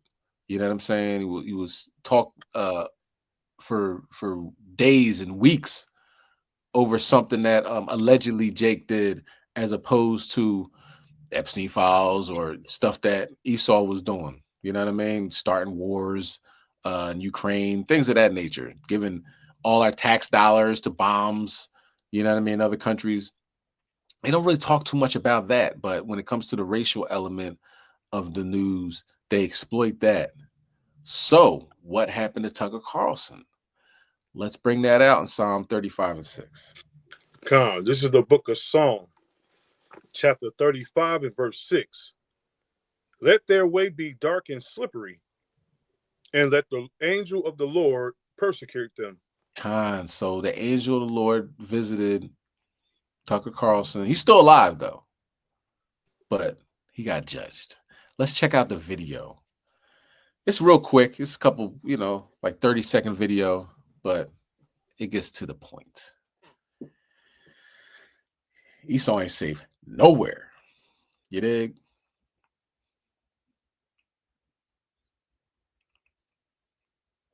The presence of evil is kickstarting people to wonder about the good. That's what happened to me. That's what happened to you? Oh, yeah. I had a direct experience with it. In the milieu of journalism or just? Nope, in my bed. at night, and I got attacked while I was asleep with my wife and 4 dogs in the bed, and mauled, physically mauled. In a spiritual attack by a demon? Yeah, by a demon, or by something unseen that left. Is that right? Claw marks on my sides, on my. So he left physical marks. Oh, they're still there. Yeah. Year and a half ago. New details in. Oh, we'll get to that as well. Let's get Deuteronomy 32 and verse 35. You know what I mean? How many times? Listen, it must be tough to go to sleep if you woke up and there was claw marks on your side. I mean, man, that had to hurt too, right? Let's be a decent human being, I guess. Yeah, that's what demons do. They just claw you on your side with your dogs. Your dogs all running out in the street and all the dirt. They say, "Hey, come on, get in bed, you dirtball." Sleeping with your 4 dogs and your wife. So I guess that's 5 dogs. Boom, you know what I mean? So Tucker, being the demon that he is, ran into, you know what I mean, met his match that day. But all praise to the Most High, because he'll get you back. Keep talking, funny guy. You know what I'm saying? Are you a comedian, Tucker Carlson?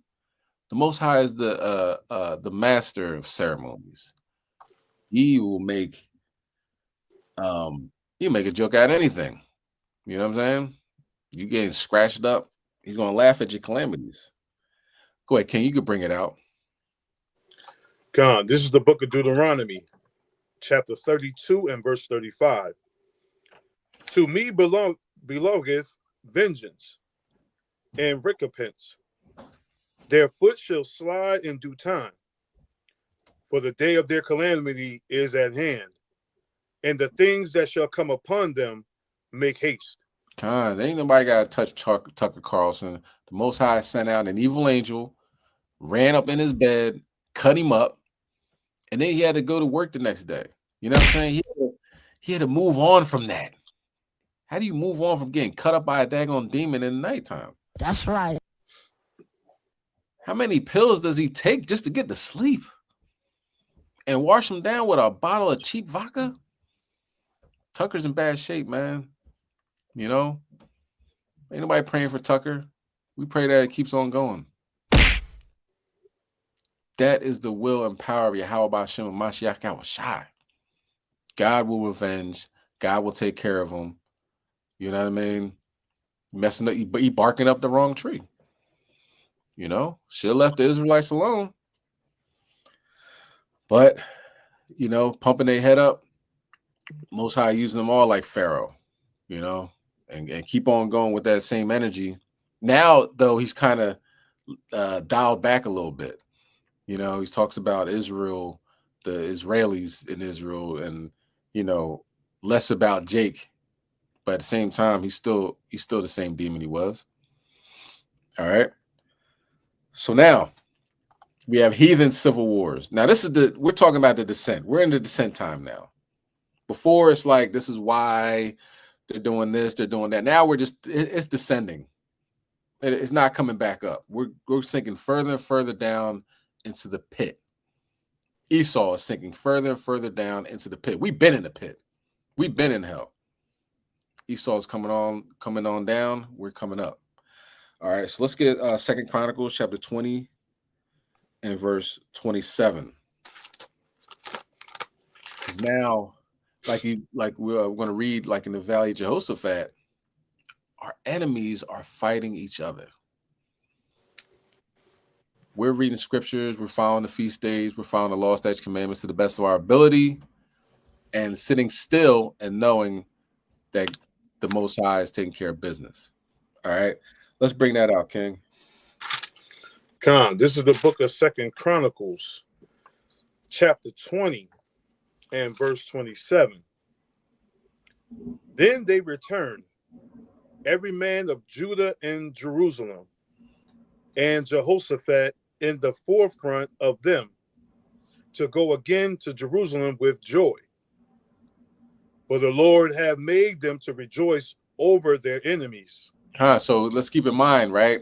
When our enemies fall, we're not like praying for them, like, oh man, please get back up, Esau. Oppress us some more, Ishmael. You know, because when Charlie Kirk was through talking out the side of his neck, people were like, yo, why y'all happy that this happened to him?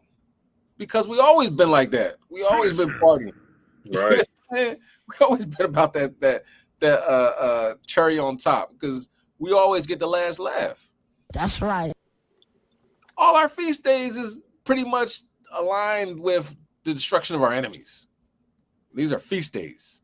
So at this time, boom, you know what I mean? We came back, you know what I mean? Had a little music blast. You know how we do, right? Having a good time. Give me verse 28. Verse 28. And they came to Jerusalem with psalms, psalmistries, and harps, and trumpets unto the house of the Lord. We got music. Our music blasting. You know, we be riding around blasting music out of our car. We was blasting. We had trumpets, psalteries, playing our music and stuff and things of that nature, right? Because our enemies end up destroying each other. We didn't even have to fight. We spent more time taking the goods off of them. Like, yo, what you got? Tap your pockets like Debo. You know what I'm saying? I got $200. Grabbing everything that we good. You know what I'm saying? Read next verse. And the fear of Yahweh was on all the kingdoms of those countries when they had heard that the Lord fought against the enemies of Israel. Okay, so then that fear starts coming in. You know what I mean? They all ain't got it yet. You see the bots, they always talking crazy to stand a third, but of course, you don't hear about them a lot. You don't hear the same bots hopping up on the lives. You know what I'm saying? Where'd they go? Like, you know what I mean? It's like a bird flapping its wings, you know, like that little cutting of the air. Nobody thinks about that no more. Right. Like spittle falling from a vessel. Nobody care about that spittle no more. They ain't here no more. You know? So it's really like just leading them in. Like, yeah, you come in here and start talking crazy on the lives, start talking wild and this, that, and third. And then you get that Tucker Carlson treatment. You start getting demons cutting you up. You know what I'm saying? Or you might be working for the National Guard and some CIA agent from Afghanistan puts a hole in your head. Yo, man, stranger things have happened, and they're actually happening right now. So let's play that next the next video. I'm not sure how long it is. Let me see. For the sake of time, I don't think we have to watch the whole thing. Oh, it's not that long. Okay, yeah, let's play the next video regarding what happened in DC. Remember, they was running up on Jake one day. What you smoking? What's that? Cigarette? You got weed? You got warrants? Jake's like, yo, I'm sitting on my steps. Yo, don't talk about it. Chasing brothers down the street. Y'all remember that? That wasn't that long ago. Yeah. And then I'm thinking, Dad, go on, Jake. You know, Jake kind of like Jake be in his bag. He might pull the thing on him. You know what I'm saying? But then that would have added on more troops, more scrutiny to our neighborhoods, this, that, and the third. Most High said, no, y'all chill. I got this. Let me get the CIA agent Heathen to do it. So, boom. You know what I mean? So, yeah, let's play that video. Check out what happened in DC by the White House. The deadly National Guard ambush investigation. Ramanullah Lakanawal of Afghanistan facing murder in the first degree after 20-year-old Sarah Beckstrom died from gunshot wounds sustained when he allegedly opened fire on her and her fellow West Virginia national to mourn Beckstrom, along with a solemn honor escort near the U.S. Capitol. Wolf, who is only 24, remains at a D.C. area hospital with serious wounds. Andrew is fighting for his life right now. The FBI has interviewed family and associates of the 29-year-old suspect and tried to exploit documents and other material obtained through searches of mobile devices, his social media footprint, and properties tied to him. We believe he could have been radicalized in his home community and in his home state.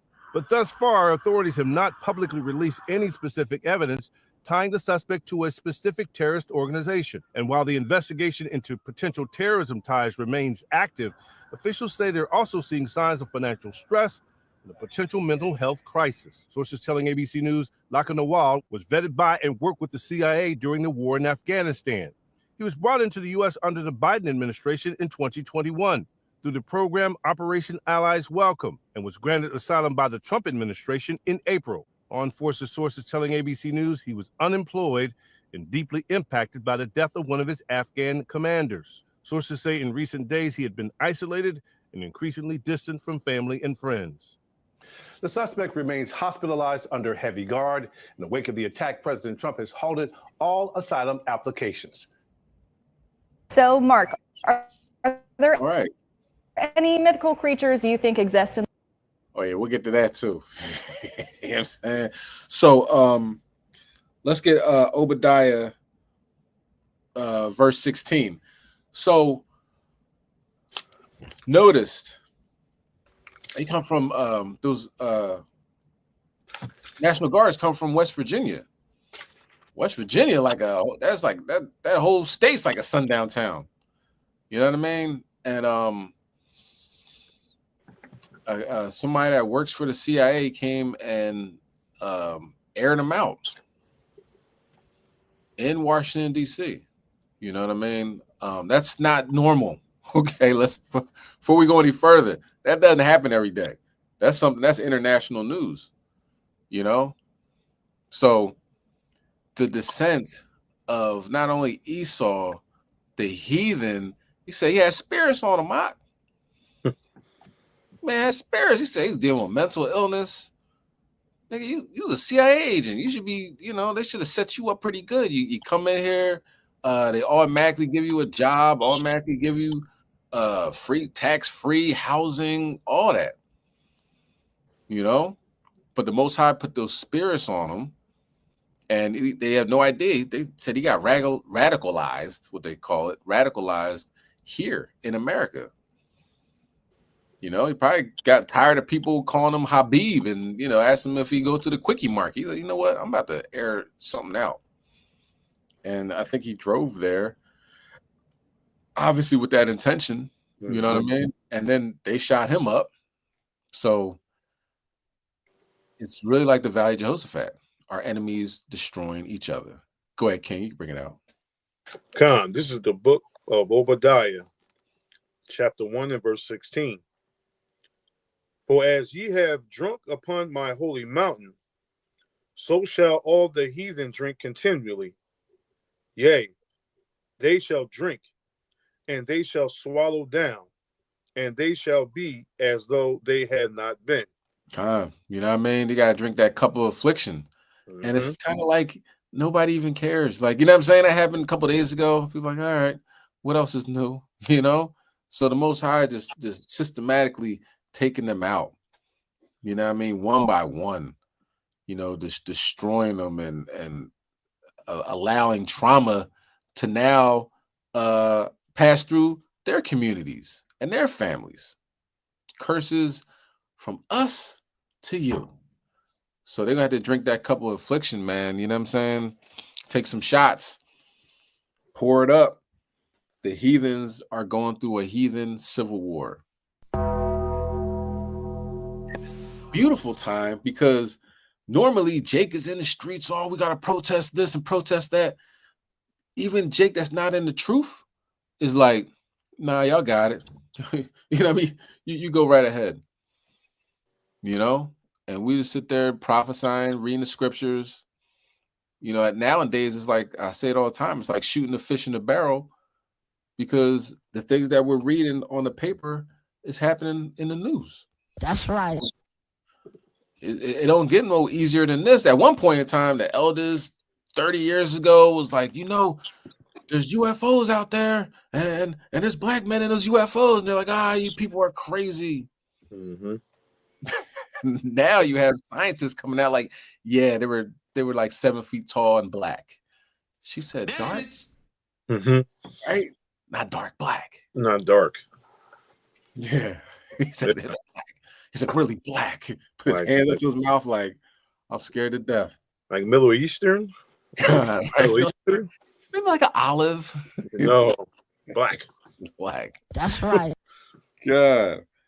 And we're gonna talk about it. Let's talk about the beast mode. Let's get Ecclesiasticus chapter 39 and verse 28. Because along with the spiritual, right? And don't get me wrong, what we're about to talk about is very spiritual. But when I talk about spiritual, meaning like the spirit, like you can't see with Tucker Carlson. If the evil angel doesn't want you to see what it looks like, you're not going to see it. You're just going to get scratched up. You know what I mean? You can't fight something you can't see, can't touch. But there's other anomalies, if you will, beast, if you will, that you can see, and they are very much tied to so-called UFOs, to the chariots. And we'll talk about that at length in a moment. Let's get to the scripture first.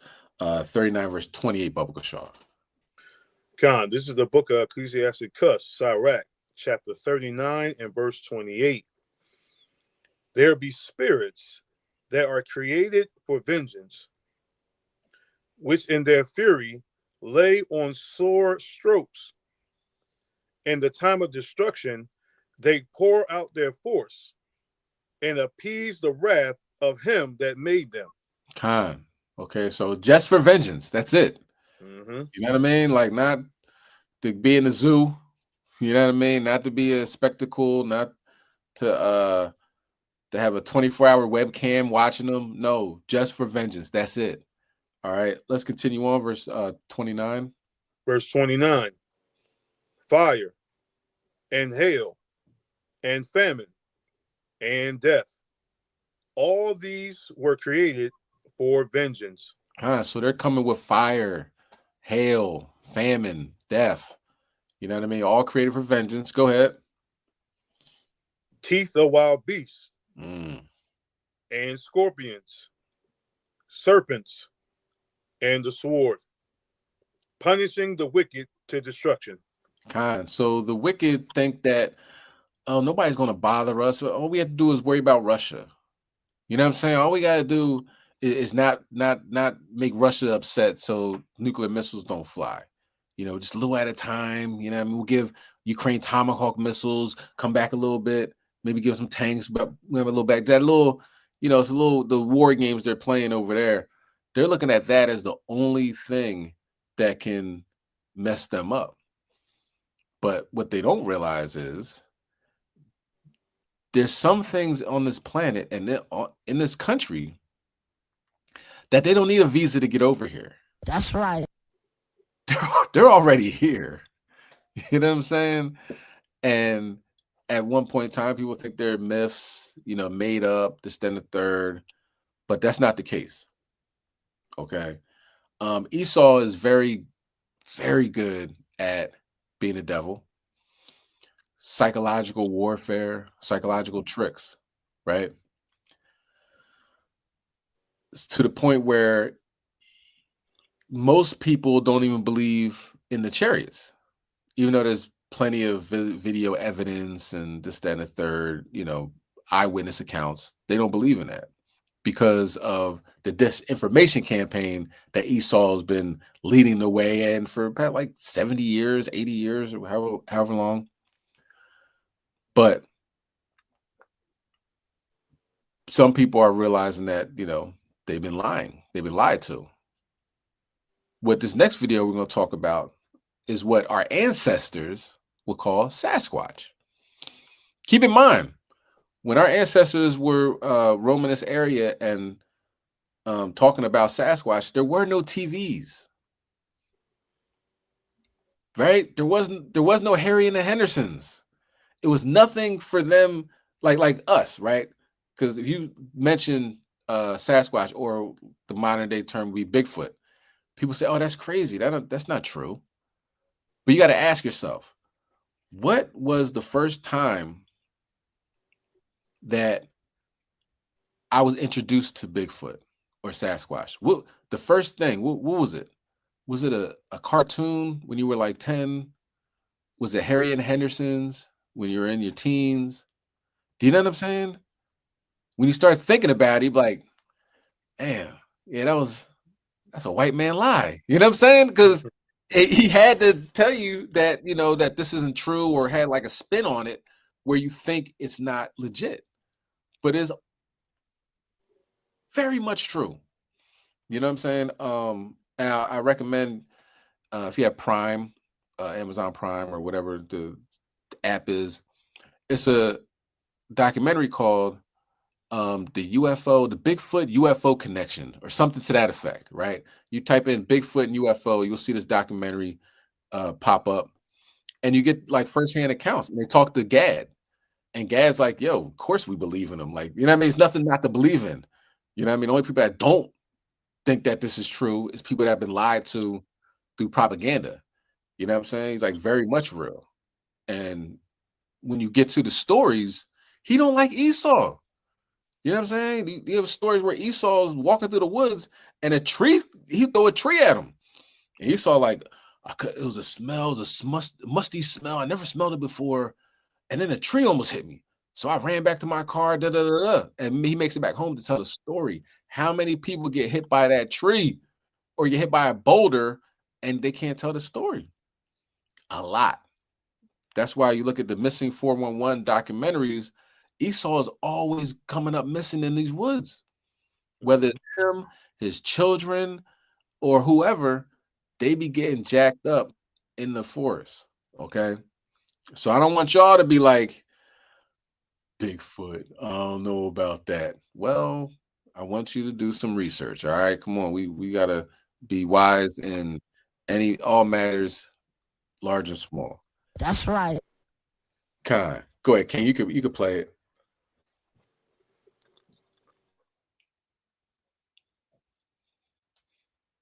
So, Mark, are there any mythical creatures you think exist in the world?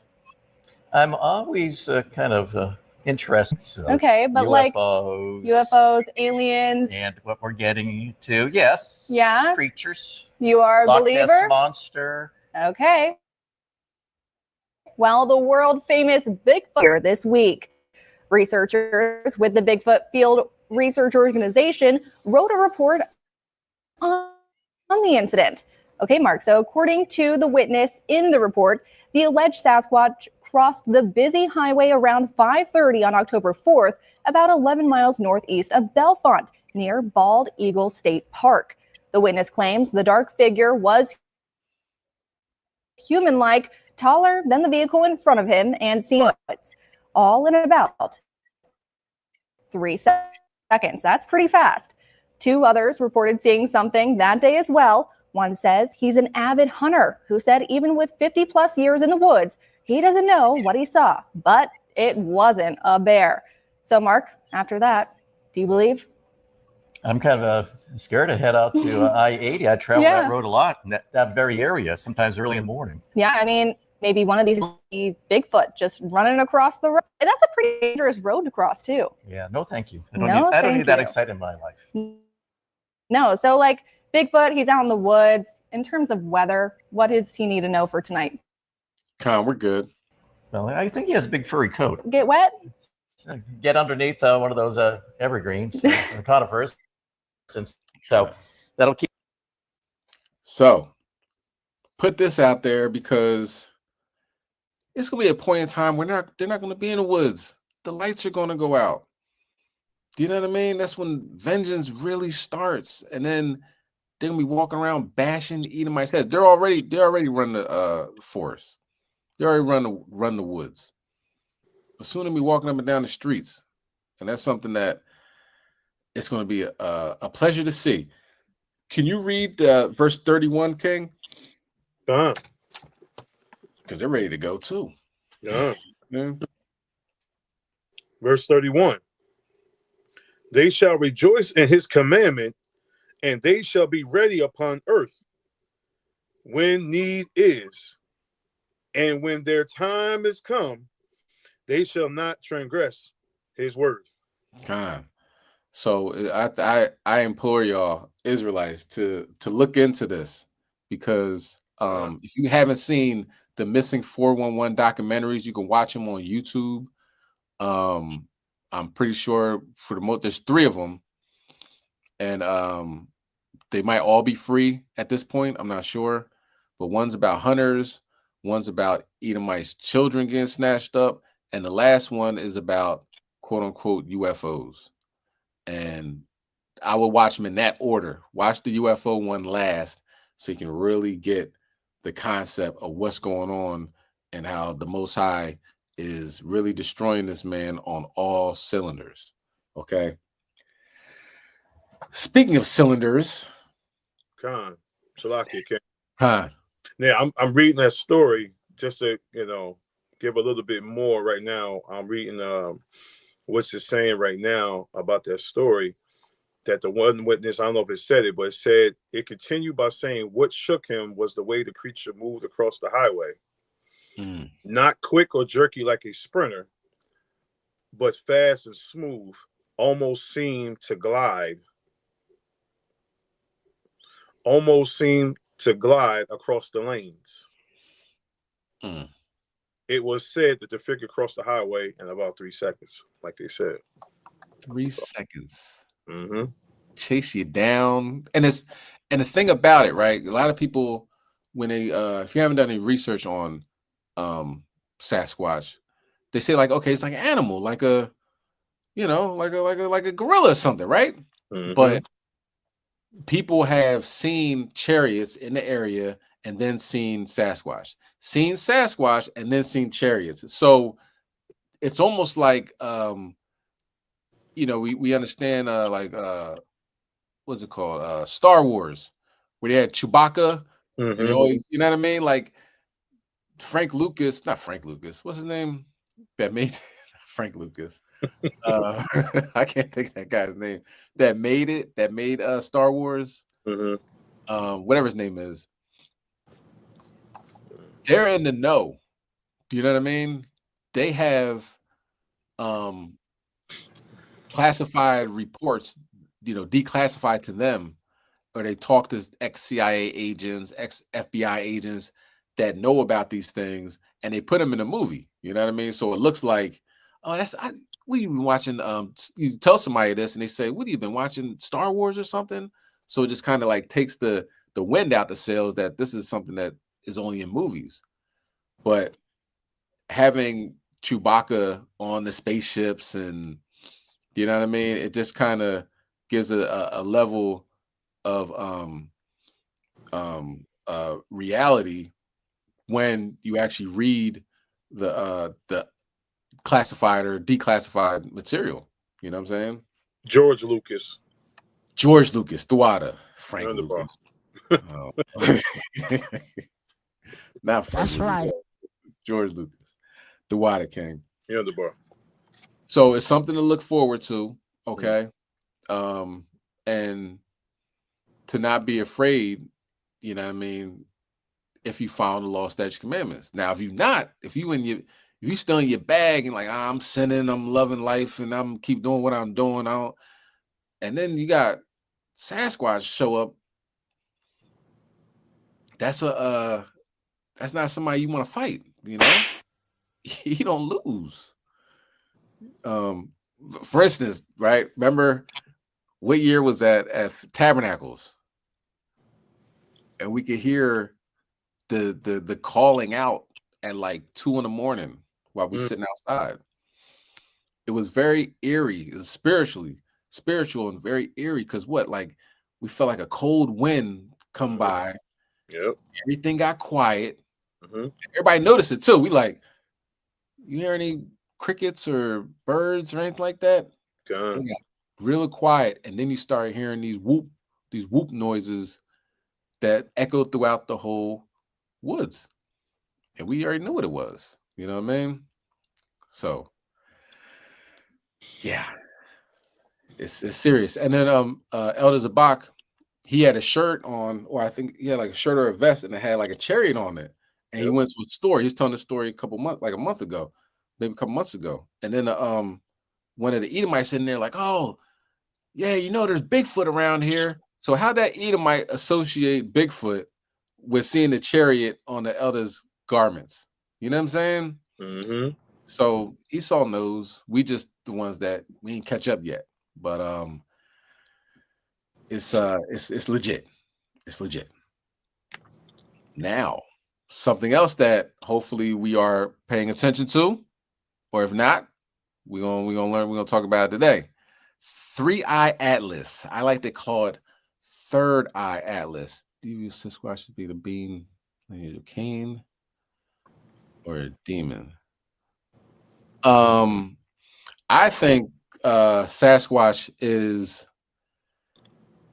just a spirit. I mean, you know, like a used from the Most High.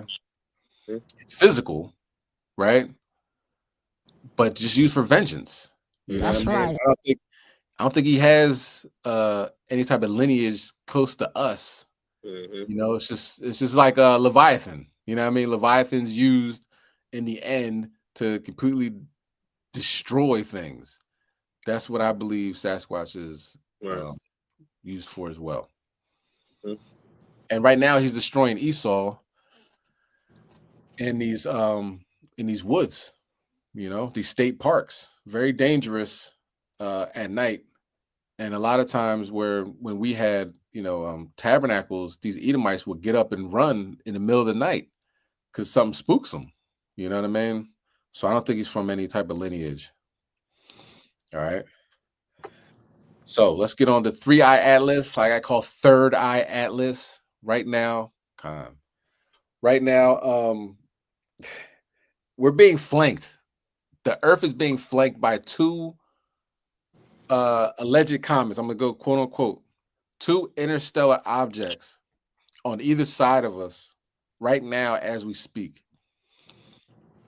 CNN ain't talking about it. MSNBC ain't talking about it, but we gonna talk about it, okay? Because this is the destruction of Esau, and it's happening in real time, okay? He's gonna have to sit in the dust. Let's go to Joel chapter 2.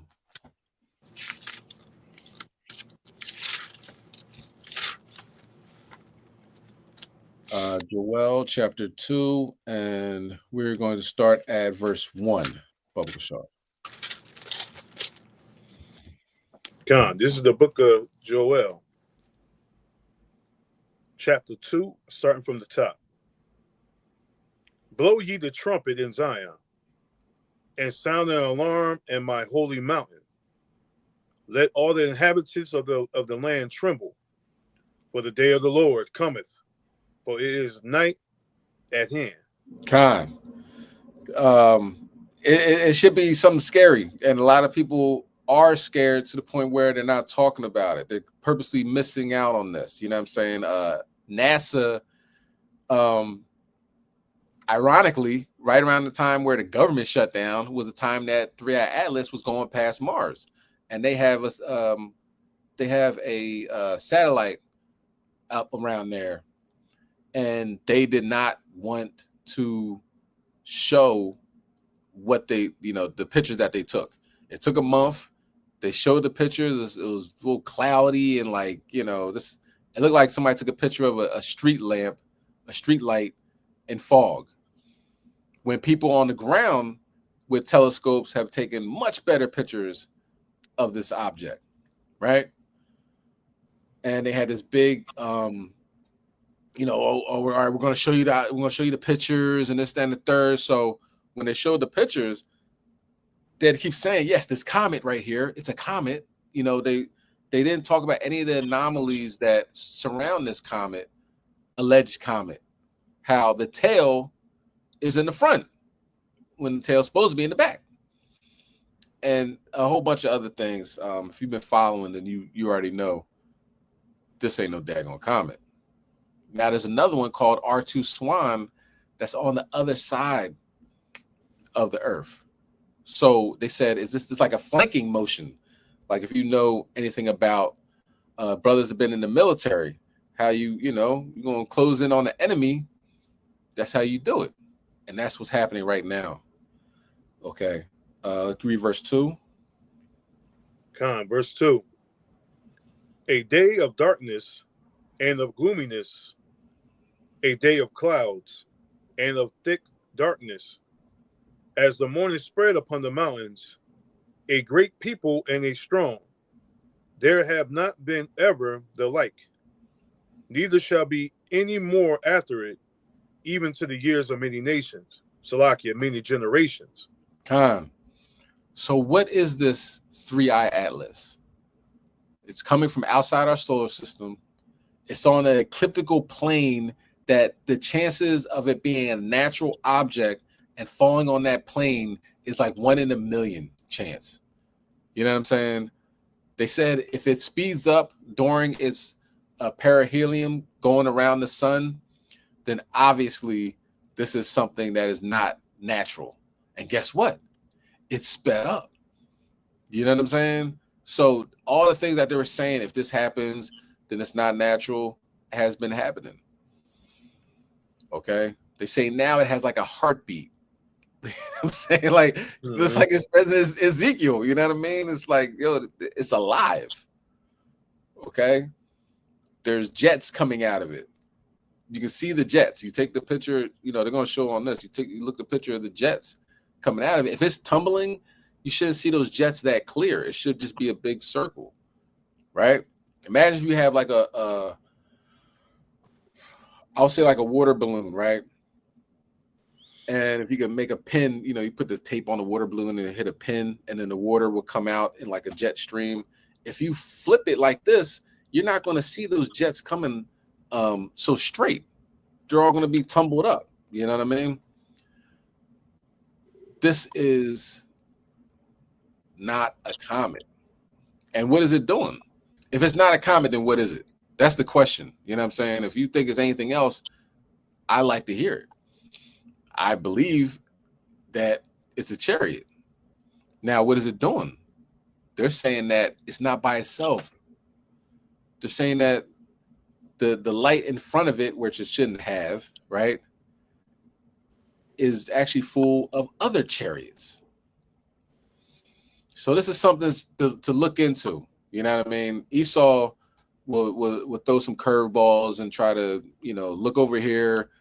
You know what I mean? But it's something that we got to keep up because it's going to be closest to the Earth on December 19th. We got some time. You know what I mean? But is it dropping off of the chariots? Probably. Is it going to turn towards the Earth? I don't know.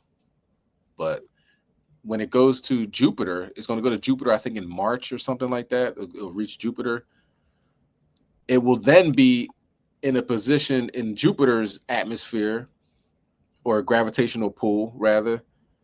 Then if it drops anything off in Jupiter, it will be like a satellite now in Jupiter's gravitational pull, which the chances of this happening is unbelievably low by natural causes. Okay. But we're going to check out the video. Let me get, matter of fact, you read verse 3 and then we'll get to the video. Verse 3. A fire devoureth before them, and behind them a flame burneth. The land is as the Garden of Eden before them, and behind them a desolate wilderness. Yea, and nothing shall escape them.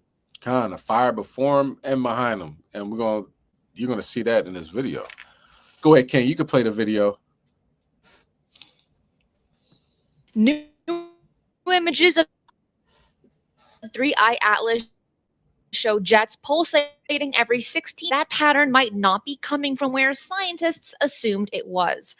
As always, I'm here to report the information without bias, and you can decide what to believe. You can find the sources in my detailed articles at ufonews.co, along with in the description box below. Hey, ufologists, I'm Christina Gomez, and welcome to this episode of UFO News Updates. In the latest article published by Dr. Avi Loeb, he is asking a big question. Are the jets from 3I Atlas pulsating like a heartbeat? Before we get into that, we need to discuss what Avi Loeb calls one of the most significant anomalies yet. Here's what he said in a recent interview with Dobsonian Power. Well, the Lagrange points, they are the points where there is perfect balance between the gravity of the sun and the gravity of Jupiter. And, around the Earth, we have the Lagrange points L1 and L2, where we usually place instruments because there is very little course correction or fuel requirement to keep a device in those points. And so the same is true about Jupiter. The Lagrange points would be a very good place to put some devices. For those unfamiliar, the Hill radius is the boundary where a planet's gravity dominates over the sun's gravity.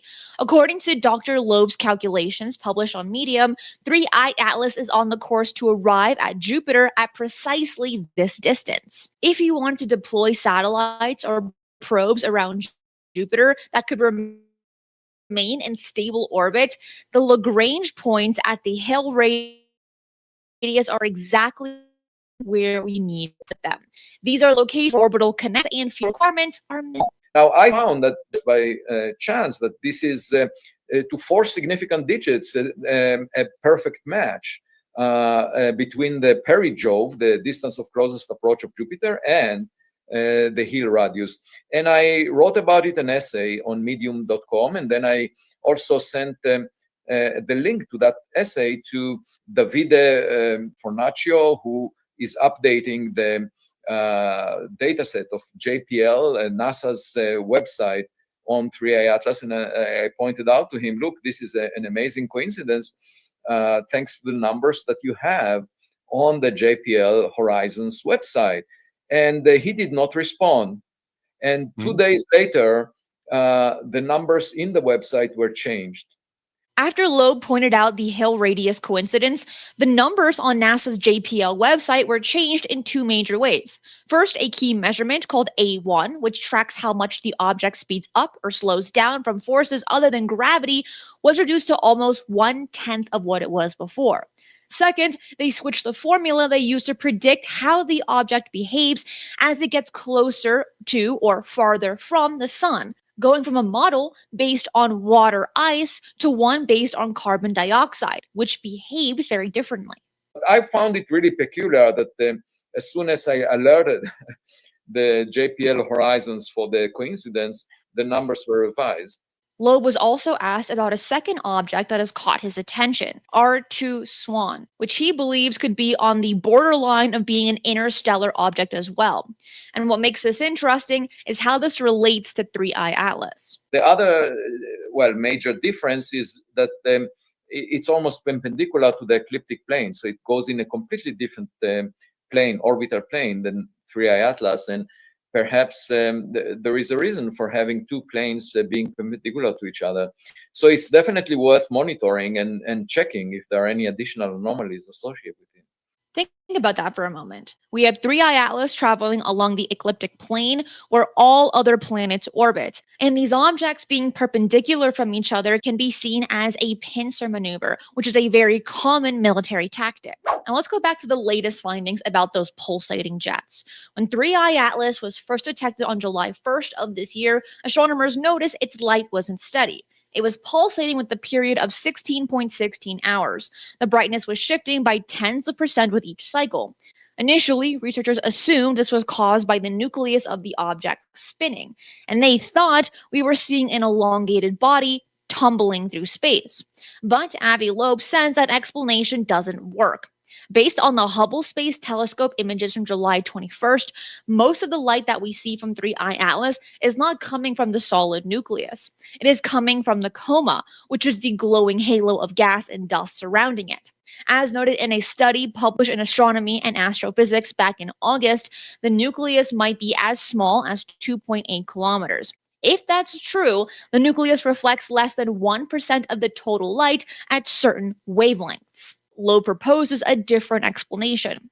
The pulsating light is not coming from the nucleus rotating, but it's coming from the jets themselves pulsating periodically, pumping material into the coma like a heartbeat. So let me ask you this. Is it just a coincidence that this object is headed to the exact location where it would be most efficient to release something near Jupiter? Let me know your thoughts in the comments. If you have a situation with technological device, you would expect more than one.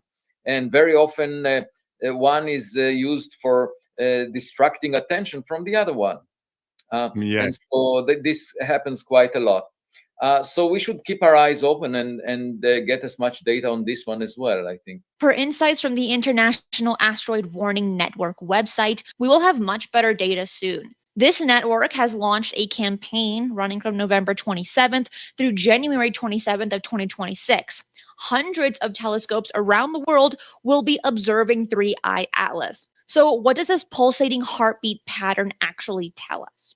Loeb outlines two scenarios in his new article. If 3I Atlas is a natural comet, the pulsating could come from a large pocket of ice on one side of the nucleus. Each time that ice pocket faces the sun, it sublimates and creates a jet. The coma gets pumped up like a heartbeat every 16.16 hours. But here is the key point. If the object is natural, those jets would point in the direction of the sun, because that is what causes the ice to sublimate. For a technological object, the direction would be arbitrary. It would not need to align with the sun at all. The next few weeks will be critical for collecting more data on this object. 3I Atlas will get closest to Earth on December 19th. So I'm really hoping we will get a lot of data. And the 27th of January, and there will be hundreds of telescopes around the globe looking at 3I Atlas. So hopefully we learn much more about it from this data, and the upcoming month should be quite exciting. Then on March 16th of next year, it will pass Jupiter at precisely the Hill radius distance. NASA's Juno spacecraft will be searching for low-frequency radio signals during that encounter, which in itself is a big deal. What do you think explains the heartbeat pattern in the jets? Is it natural ice pockets, or could there be another explanation? Leave your thoughts in the comments. I'm Christina Gomez, and that is it for today. I will see you again tomorrow at 10 a.m. PST for another. So that's a good YouTube channel to check out, Christina Gomez. But let's keep in mind, right? We're about to go to war with Venezuela. The United States is about to bomb Venezuela. So when this goes on, you know, possibly China might jump in. Russia has their back, even though Russia's dealing with their situation over there in Ukraine. So this can get ugly quick. Russia just, I won't say threatened. Yeah, pretty much threatened Europe, saying like, we're ready to go to war with y'all. You know what I'm saying? Like, what are you willing to do? So I threw in that last part, but they pretty much said they're ready to go to war with Europe. So as all this is transpiring, this might just get lost in the background. Like, don't worry about no comet. The gas prices are sky high, and you know, Venezuela had some, you know, people maybe in the United States that can, you know, affect the flow of commerce. You know what I'm saying? Because if you bomb them, then I'm pretty sure they're gonna try to bomb this country. So things can go left really quick. So this is something just to keep in mind, that, you know, while things are transpiring with war and, you know, I'm not going to call them distractions, but, you know, prophecy taking place, then at that time, there is an interstellar object hurtling towards Earth. You know what I'm saying? Or the closest it's going to get is going to be far, but the closest is going to be on December 19th. And, you know, there's still other alleged, I'm not even calling them comets. There's still other interstellar objects in our solar system right now. So things can get kind of crazy. Let's continue on with Joel 2, and let's go to verse 4. God, this is the book of Joel, chapter 2 and verse 4. The appearance of them is at the appearance of horses, and as horsemen, so shall they run. Khan, go ahead. Like the noise of chariots on the tops of mountains shall they leap. Like the noise of a flame of fire that devoured the stubble. as a strong people set in battle array. So this is some wartime tactics going on. You know, like she said, it's like a pitter maneuver. Like you got one R2 Swan and 3-Eye Atlas on the east side of the earth. You know what I mean? Kind of like closing in on a little bit. You know, and you know, gonna devour like stubble. What is it saying in Obadiah? Esau's gonna be like stubble. Okay, somebody gonna have to burn. Go ahead, verse 6. Okay. Before their face, the people shall be much pained. All faces shall gather blackness. Read on. They shall run like mighty men. They shall climb the wall like men of war. And they shall march every one on his ways. And they shall not break their ranks. You know, this reminds me of the like the guy that said when the chariot landed at the air base and there was an earthquake and they all came out, they all had weapons of war and they looked like conquerors. They looked like they said they conquered most of the solar system. You know, there are people that just don't lose. You know, so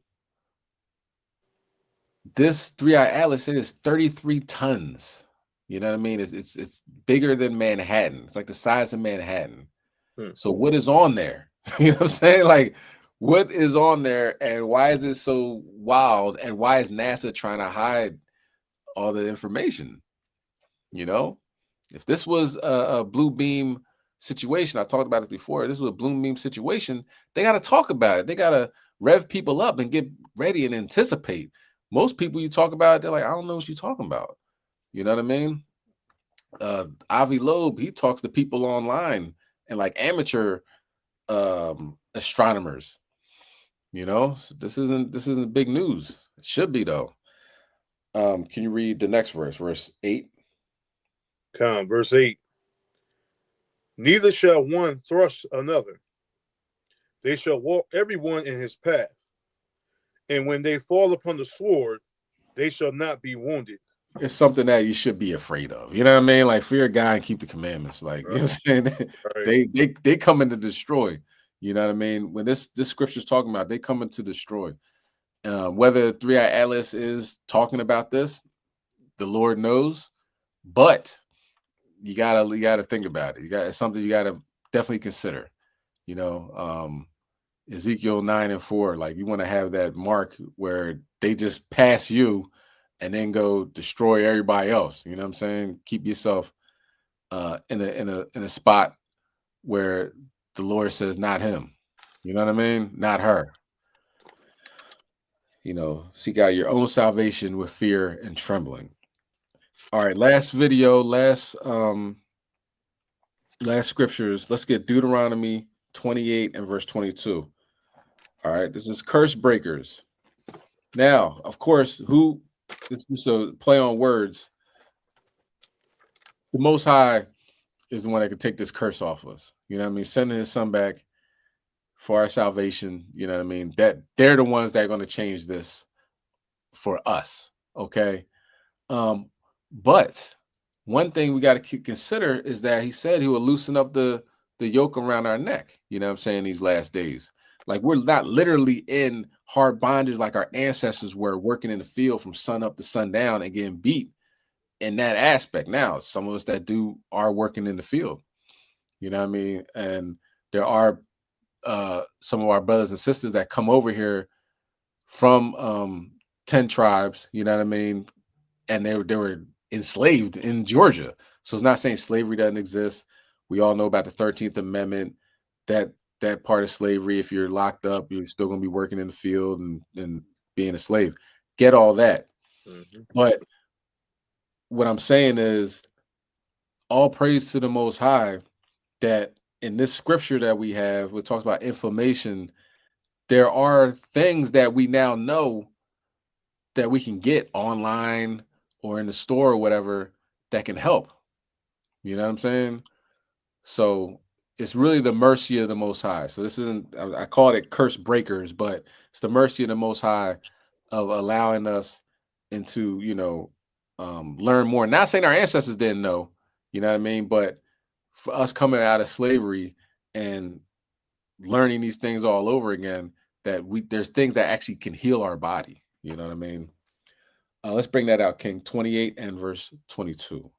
God, this is the book of Deuteronomy, chapter 28 and verse 22.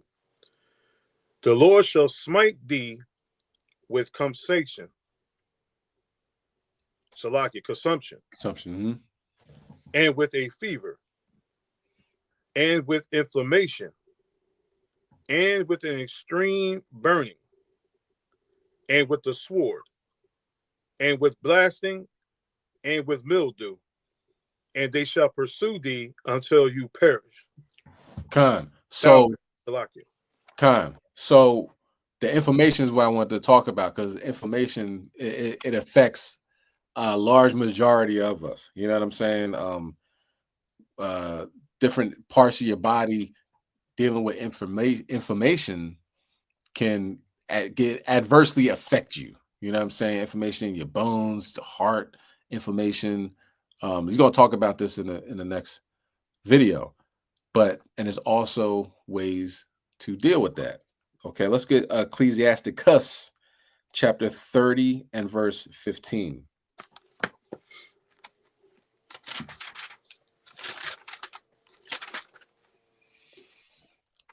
So there's natural remedies that we can take to help ourselves deal with pain and disease. You know what I'm saying? This is not medical information or what's it called? Medical advice. You know what I mean? Consult your doctors. You got to say that. But also you got to keep in mind that we are wise enough, right, to know that the doctor doesn't know everything, right? And I'm explaining to you how I know this, right? We all live in the same world, right? Because you be watching TV late at night, they're like, if you took this medicine, then you might have some money for, you know what I mean? A class action lawsuit, If your leg fell off after taking this medicine, you'd be like, damn, like 5 minutes ago, your doctor's like, yes, this is the best thing for you. I recommend it to all my patients. And come to find out, they have like $1 billion lawsuit under their belt. You know what I mean? So it's some things that are just tried and tested that they don't want you to know about because it messes up their bottom line. They lose money. You know what I mean? In psychology, it was a test that, experiment rather, that a guy wearing a white coat, wasn't a doctor, you know what I'm saying? All you had to do is put on a white coat, and the people come in, they're like, all right, I need you to press this button every time this person gets a wrong answer, and they'll get a small electric shock, and, no big deal. So the person will hit the button. It's back when, ethics is out the window. They didn't care. Press the button. The person's getting like a shock, and he's like, you hear him crying and everything. And then the guy was like, yo, are we sure we should be doing this? Oh, yeah, it's fine. It's not a huge electric shock, this, that, and the third. But you could hear the guy crying out in pain. But what they noticed was just because he had the white coat on, wasn't a doctor, and they perceived that he knew what he was talking about, they were damn near electrocuting old boy in the next room. You know what I'm saying? So they know they can get at you through the medical field. You know what I mean? I read a meme the other day, said, it was like a video. Sis was like, the same reason Edomite women choose to be nurses is the same reason Edomite men choose to be officers. That's you know right. what I mean? They don't, if they ain't feeling you, they're like, yo, I get to, like the boys that we were watching in the beginning, the Edomites that I want to go and take all the men out and have all the women. Like, that mind state isn't just subjected to them. That's what cops are like. Yo, I get to be a cop and I get to do this to them and have all the power I want. I get to be a nurse and I don't like these black women, with their nails and their eyelashes, and I get to do whatever I want to them. And you know what I'm saying? So we can't be naive that this is going on. That's my whole point. All right. Go ahead, Ken. You can bring that out. Ecclesiasticus 30 and 15. Con, this is the book of Ecclesiasticus, Sirach, chapter 30 and verse 15. Health and good estate of body are above all gold. Con. And a strong body above infinity wealth. There you go. You know what I mean? So that health is crucial. You know, Steve Jobs, ask Steve Jobs, wealth don't buy health. Okay. All right, let's put on the next video and we'll end there.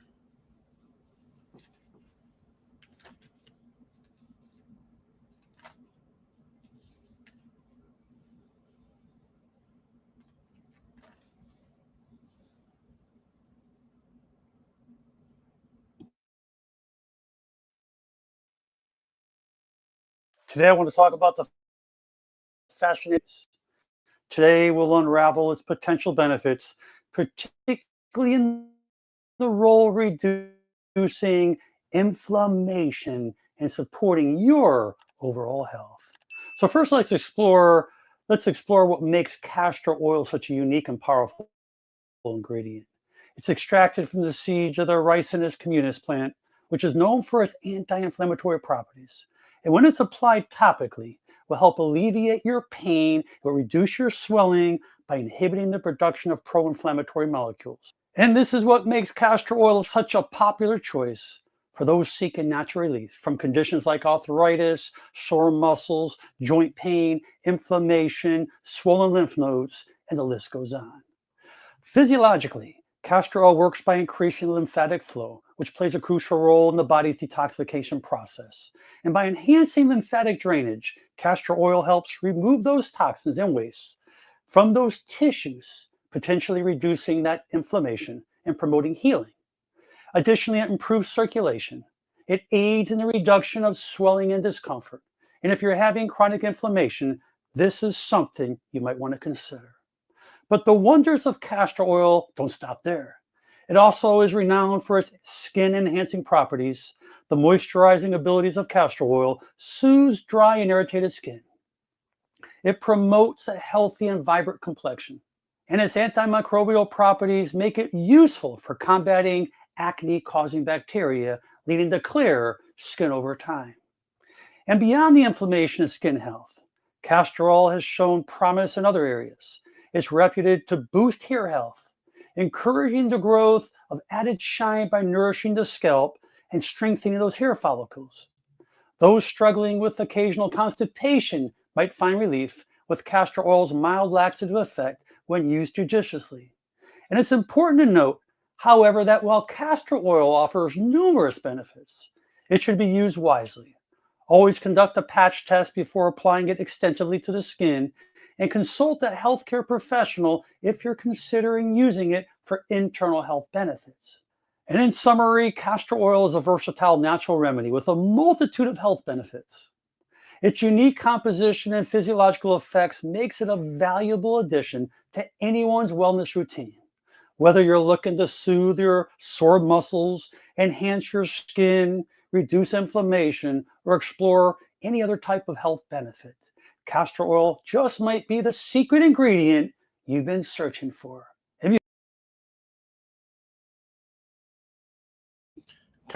Okay, so last scripture. Let me get Ecclesiasticus chapter 38 and verse 4. Right? Because remember back in the day, you know what I'm saying? Your mom, you not feeling good, with some castor oil on it. You know what I mean? It was like Tussin. You use castor oil for everything. Constipated, have some castor oil. You know what I mean? Rub it on your chest, go to sleep. You know what I mean? It was like, but and it's not that expensive. You know what I mean? Now, I read somewhere that you want to get the castor oil that's in a bottle rather than the plastic bottle.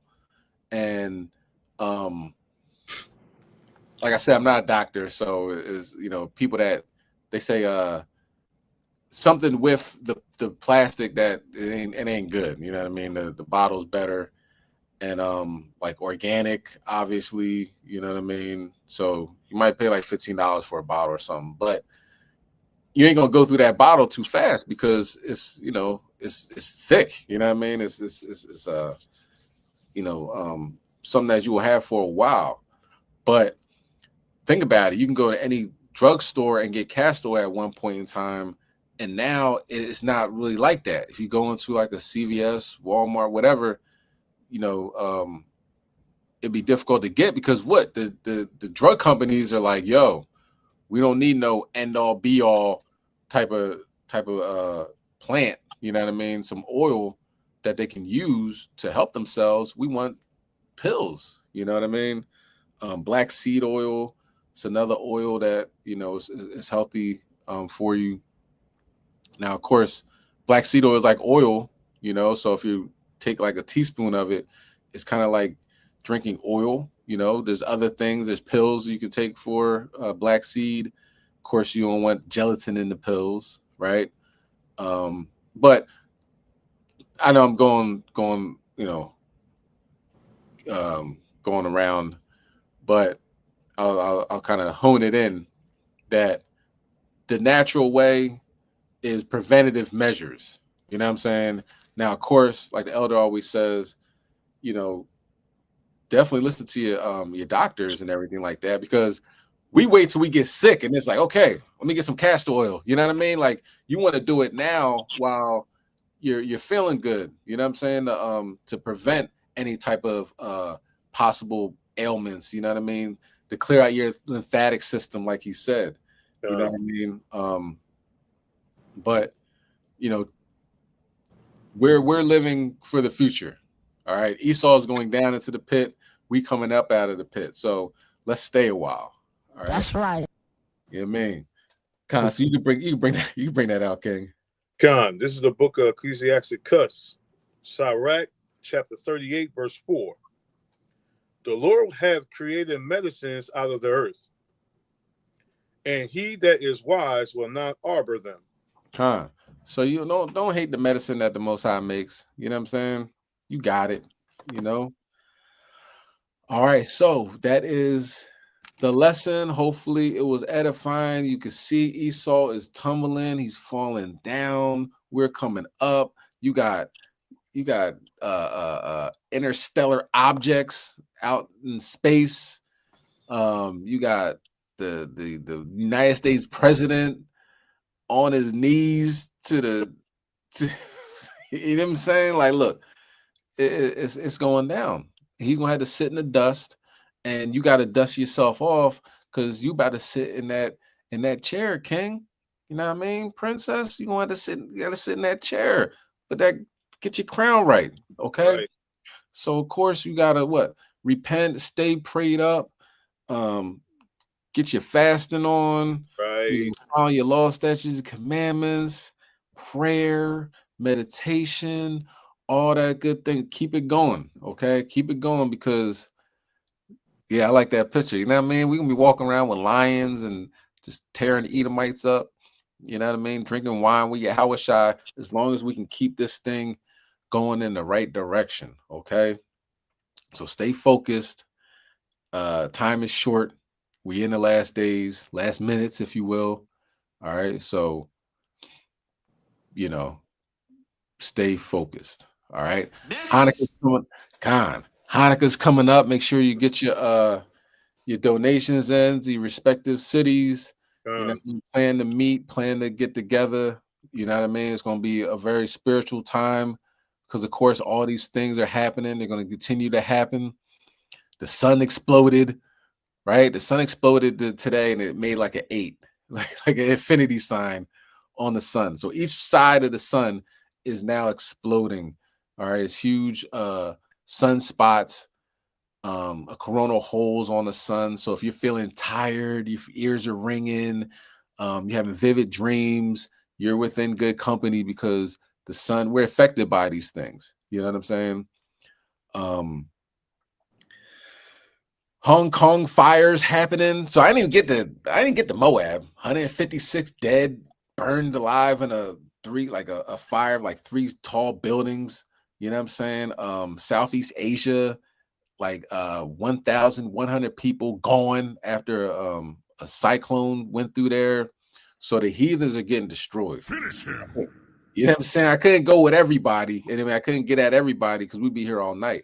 But Most High, like he says in what's that? Wisdom of Solomon, the 5th chapter, is great people. You know, people are dying in great numbers. Okay.